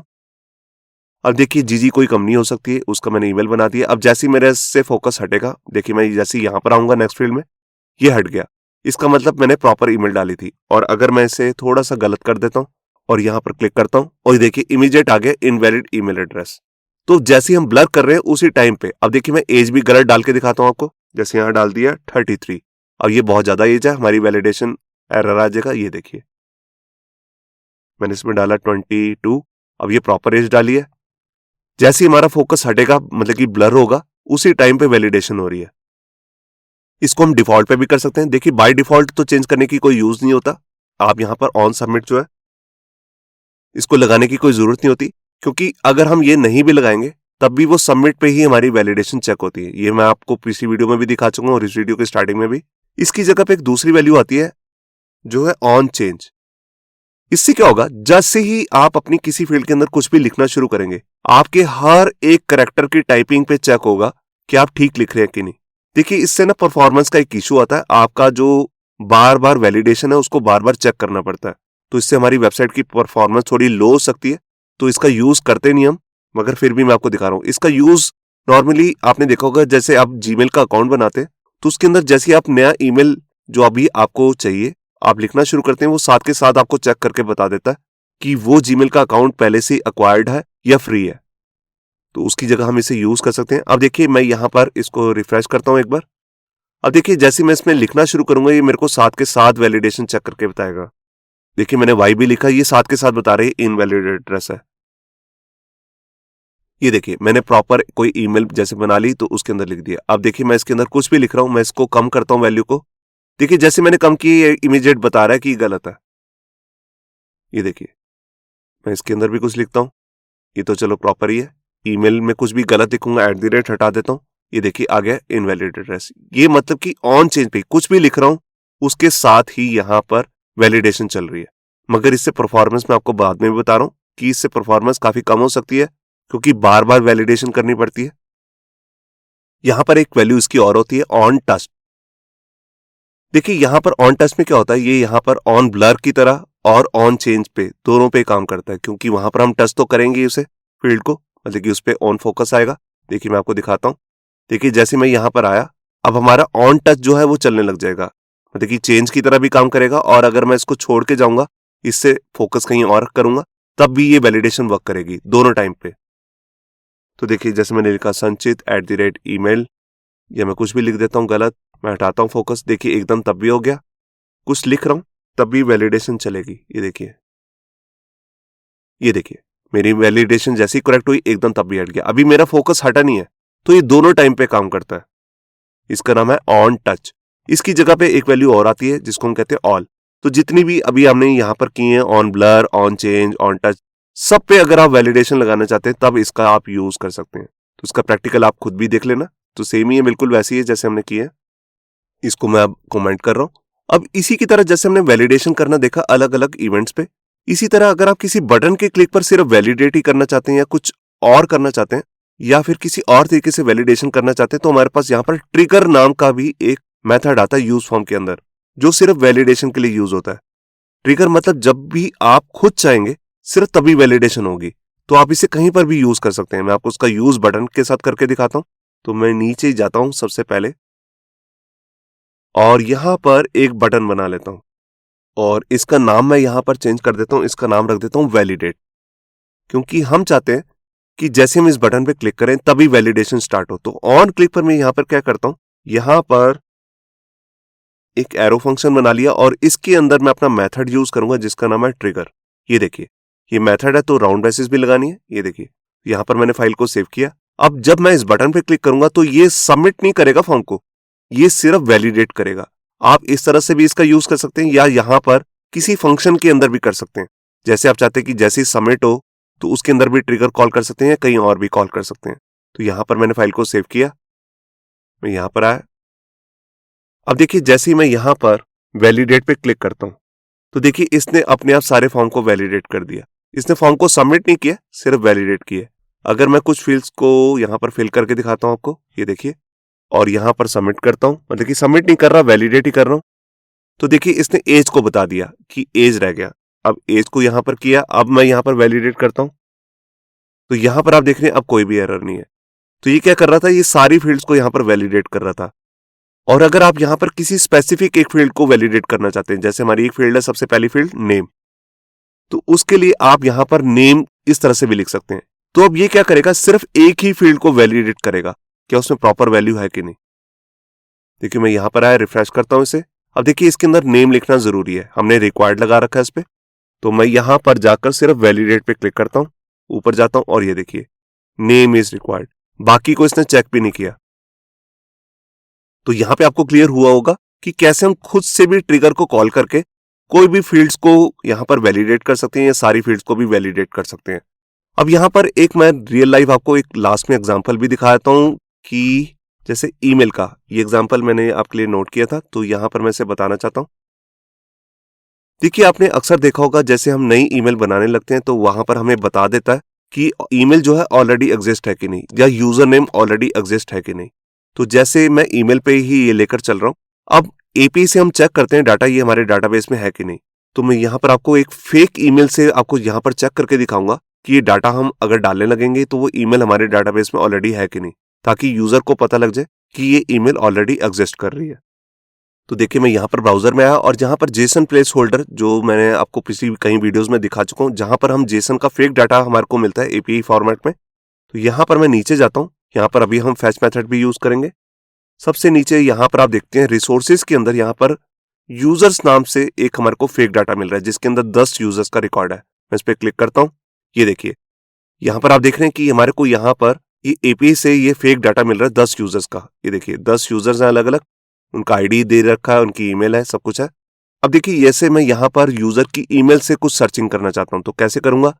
यहाँ पर मेरे को यूजर्स के बाद क्वेश्चन मार्क लगाकर लिखना है ईमेल, और ईमेल के बाद मैं जोन सी भी ईमेल डालूंगा ये मेरे को उसका रिकॉर्ड दिखा देगा। देखिए जैसे मैं पहली ही ईमेल यहाँ से कॉपी कर लेता हूँ और इसको यहाँ पर इक्वल्स टू के बाद डाल देता हूँ और एंटर प्रेस करता हूँ। तो देखिए उस यूजर का रिकॉर्ड मेरे पास आ गया। तो ये मेरे पास क्या है, ये पूरा एक एपीआई बनी हुई है। ईमेल के बाद हम यहाँ पर सर्च भी कर सकते हैं उस ईमेल को। तो यही हम यूज करेंगे अपने ईमेल फॉर्मेट के अंदर वैलिडेशन में। यहीं से हम चेक करेंगे यूजर जैसी कोई भी ईमेल डालता है तो हम चेक कर लेंगे ये हमारे डाटाबेस में है कि नहीं। और मैं अभी आपको दिखा चुका हूं कि हमारे पास इस फेक में जो हम फेक एपीआई यूज कर रहे हैं इसके 10 यूजर का रिकॉर्ड है। तो इसका मतलब हमारे पास 10 यूनिक ईमेल भी है, तो उसी में से हमें चेक करना है। तो देखिए मैं ऐसे यहाँ पर आ गया, हमारी एक फील्ड है ईमेल जिसको मैंने रजिस्टर भी कर रखा है। पिछली वीडियो में मैंने आपको ये करके दिखाया था जिसके अंदर मैंने यहाँ पर वैलिडेट नाम का मेथड यूज किया था, जिसका यूज मैंने आपको बताया था कि हम कस्टम वैलिडेशन कर सकते हैं। मैंने 2 अलग अलग से फंक्शन भी बनाए थे, इनका नाम हम कुछ भी रख सकते हैं। बिल्कुल इसी तरह से मैं यहाँ पर एक फंक्शन और बनाता हूँ जो चेक करेगा क्या यूजर की जो ईमेल उसने डाली है वो पहले से एग्जिस्ट तो नहीं कर रही है। तो उसका नाम मैं जैसे रख लेता हूँ अवेलेबल ईमेल। ये देखिए अब देखिए ये मैंने एक फंक्शन बना लिया अवेलेबल ईमेल, और ये असिंक फंक्शन है। और यहाँ पर मैं वैल्यू भी ले लेता हूँ, जो यूजर ने ईमेल डाली होगी वो वैल्यू में मेरे को मिल रही है ऊपर। मैं आपको पहले ही बता चुका हूँ पिछली वीडियो में, तो वो ही मैं यहाँ पर ले रहा हूँ। आप इसका वेरिएबल का नाम कुछ भी ले सकते हैं, मैं वैल्यू ही लिख रहा हूँ। आप ABCD XYZ कुछ भी ले सकते हैं। उसके बाद मैं यहाँ पर अपनी एपीआई को कॉल करूंगा जिसके अंदर मैं ईमेल को चेक करने वाला हूँ। तो यहाँ पर मैं एक वेरिएबल बनाता हूँ रिस्पॉन्स नाम से, जिसके अंदर मैं अवेट का यूज लगा के फेच एपीआई का मेथड यूज करने वाला हूँ। ये मैंने आपको पिछली वीडियो में भी यूज करके दिखाया था। इसके अंदर मैं सबसे पहले अपने टेम्पलेट लिटरल्स के जो कोड्स होते हैं उनको यूज कर लेता हूँ यहाँ पर। ये देखिए अब इसके अंदर मैं अपनी एपीआई जो मैंने यहाँ पर अभी कॉपी करी है इसको पेस्ट करता हूँ। ये देख सकते हैं आप। अब इसके लास्ट में आप देख रहे हैं यहाँ पर एक ईमेल भी आ रहा है। ये ईमेल को अब यहाँ पर देने की जरूरत नहीं है। ईमेल इक्वल्स टू के बाद यहाँ पर मुझे कौन सी ईमेल डालनी है जो यूजर ने यहाँ से हमारे को मिलेगी वैल्यू से, तो यहाँ पर मैं इसे सेट कर लेता हूँ। तो आपको मालूम है टेम्पलेट एडिटर्स के अंदर किसी वेरिएबल की वैल्यू को अगर प्रिंट करना है तो हम लिखते हैं डॉलर करली ब्रेसेस, उसके अंदर उस वेरिएबल का नाम आ जाता है। तो हमारे केस में है वैल्यू। अब जो भी यूजर ईमेल डालेगा वो पहले हम यहाँ पर चेक करने के लिए भेजेंगे। अगर यहाँ पर रिस्पॉन्स में कोई डाटा आ जाता है तो उसके लिए मैं यहाँ पर क्या करता हूँ, सबसे पहले जो भी रिस्पॉन्स में डाटा है उसमें से जेसन निकाल कर आता हूँ। तो देखिए मैंने डाटा नाम का वेरिएबल ले लिया जो हमारे को क्या करेगा, रिस्पॉन्स में से जो हमारे पास रिस्पॉन्स आएगा वापस में सर्चिंग करने के बाद उसमें से जेसन का डाटा निकाल के दे देगा। देखिए अगर इसके अंदर कुछ भी नहीं आता डाटा के अंदर तो इसका मतलब ईमेल नहीं है, यूजर ईमेल डाल सकता है। तो यहाँ पर हम इफ कंडीशन वगैरह भी लगा सकते हैं, मगर मैं सीधे ही आपको यूज करके दिखाता हूँ। तो यहाँ पर मैं लिखता हूँ डाटा डॉट लेंथ। देखिए मैं यहाँ पर चेक कर रहा हूँ, अगर डाटा के अंदर कुछ भी नहीं आया मतलब कि उसकी जो लेंथ है वो 0 है, इसका मतलब उसको रिकॉर्ड नहीं मिला। कुछ भी नहीं मिला तो वो सीधा ही यूजर को डालने देगा ईमेल आईडी। और अगर इसकी वैल्यू 0 नहीं आई है तो यहाँ पर मैं कोई मैसेज शो करना चाहता हूँ। तो देखिए यहाँ पर मैंने लॉजिकल ऑपरेटर लगा दिया और यहाँ पर लगाता हूँ ईमेल ऑलरेडी एग्जिस्ट। ये देखिए तो यहाँ पर या तो ये कंडीशन ट्रू होगी या ये, और का मतलब यही होता है या तो ये कंडीशन ट्रू या फिर ये कंडीशन ट्रू। तो अगर ये कंडीशन ट्रू हो जाती है तो ये नहीं चलेगी, अगर ये फॉल्स हो जाती है तो ये पक्का चलेगी, ईमेल ऑलरेडी एग्जिस्ट। तो यहाँ पर मैंने फाइल को सेव किया। तो देखिए मैं यहाँ पर आया, सबसे पहले मैं यहाँ से एक फेक ईमेल ले लेता हूँ। देखिए ये एक 3rd नंबर का यूजर है, इसकी ईमेल मैं यहाँ से कॉपी कर रहा हूँ और यहाँ पर मैं फॉर्म को पहले रिफ्रेश करता हूँ और यहाँ पर फेक फिलर से सारी वैल्यू डाल देता हूँ। ये देखिए अब जो ईमेल है इसको मैं हटा देता हूँ और यहाँ पर वो वाली ईमेल डालता हूँ जिसको मैंने कॉपी किया है। ये देखिए ये ईमेल पहले से ही रखी हुई है हमारे डाटाबेस के अंदर। यहाँ पर मैं इसको जरा चेंज कर लेता हूँ। अब मैं फॉर्म को जब सबमिट करूंगा तो हमारे पास एक मैसेज आएगा, ईमेल ऑलरेडी एग्जिस्ट। मैं आपको दिखाता हूं, ये देखिए यहां पर मैसेज आ गया, ईमेल ऑलरेडी एग्जिस्ट। अगर मैं इसमें थोड़ा सा भी चेंज कर देता हूं, ये देखिए यहां पर नेम में थोड़ा सा चेंज किया, अब इस नाम की कोई ईमेल नहीं है, तब हमारा फॉर्म सबमिट हो जाएगा। मैं आपको दिखाता हूं, यहां पर अभी भी आ रहा है ये ईमेल, तो यहां पर मैं कुछ और ईमेल डालता हूं, जैसे RR लिख देता हूं। ये प्रॉपर चल नहीं रहा है। यहां पर एक चीज मैं और भी करनी है, यहां पर जैसे मैंने अवेट यहां पर यूज किया, यहां पर भी मुझे करना पड़ेगा। ये देखिए एक बार मैं फाइल को सेव करके चेक करता हूं, मैं सबमिट करता हूं इसे। देखिए अब फॉर्म सबमिट हो रहा है। ये देखिए यही एरर थी इसमें, मैं एक बार रिफ्रेश करके आपको दिखाता हूं। देखिए कोई ऐसी ईमेल डालता हूं मैं, यहां पर दोबारा से यूजर्स का फॉर्म क्लिक करता हूं जो यहां पर पहले से एग्जिस्ट कर रही है। ये देखिए पहले वाली यूजर की मैंने यहां पर ईमेल ले ली, फेक फिलर से सारा फॉर्म फिल करता हूं और यहां पर ईमेल में वही ईमेल डाल देता हूं जो पहले से एग्जिस्ट है। अब एक एरर आएगी, ये देखिए एरर आ रही है, एज की भी आ रही है, इसको तो चलो हटा देते हैं। ये देखिए अब अगर यहां पर कुछ भी चेंज किया तो देखिए ये वैलिडेशन की एरर हट चुकी है। मैं इसको सबमिट करता हूं, ये देखिए हमारे पास यहां पर डाटा भी आ चुका है। ये देखिए, तो आपने देखा कि कैसे हम यहां पर ईमेल की भी वैलिडेशन लगा सकते हैं लाइव डाटा के साथ चेक करके। इसके लिए आपको बस अपना एक फंक्शन बनाना है और उसी के अंदर ये असिंक फंक्शन के साथ इस तरह से अपनी जो भी एपीआई बनेगी, ये तो अभी मैं फेक डाटा से यूज करके आपको दिखा रहा हूं कि ईमेल एग्जिस्ट करती है कि नहीं, मगर जहां पर भी आपने Node.js में या PHP में कहीं पर भी किसी लैंग्वेज में अगर एपीआई बनाई है तो आप इस तरह से भी चेक कर सकते हैं। तो ये था हमारा last part react hook form का, जिसके अंदर हमने बहुत सारे अलग अलग मेथड्स देखे, जिसका कोड भी आपको हमारी गिटहब की रिपोजिटरी से मिल जाएगा। ये हमारा अकाउंट है गिटहब पे yahoo-baba, और यहाँ पर आप देख रहे हैं कि हमारे React.js कोर्स कोड का ये पूरी रिपोजिटरी बनी हुई है। तो जो भी मैंने इन 2 वीडियोस में कोड किया है वो सारा कुछ आपको इसी रिपोजिटरी से मिल जाएगा। होप सो आपको हमारा ये वीडियो ट्यूटोरियल अच्छा लगा होगा। अगर अच्छा लगा है तो वीडियो को प्लीज लाइक करना मत भूलिए। अगर आप ऐसी रेगुलर अपडेट्स चाहते हैं तो हमारे चैनल याहू बाबा को सब्सक्राइब करना मत भूलिए।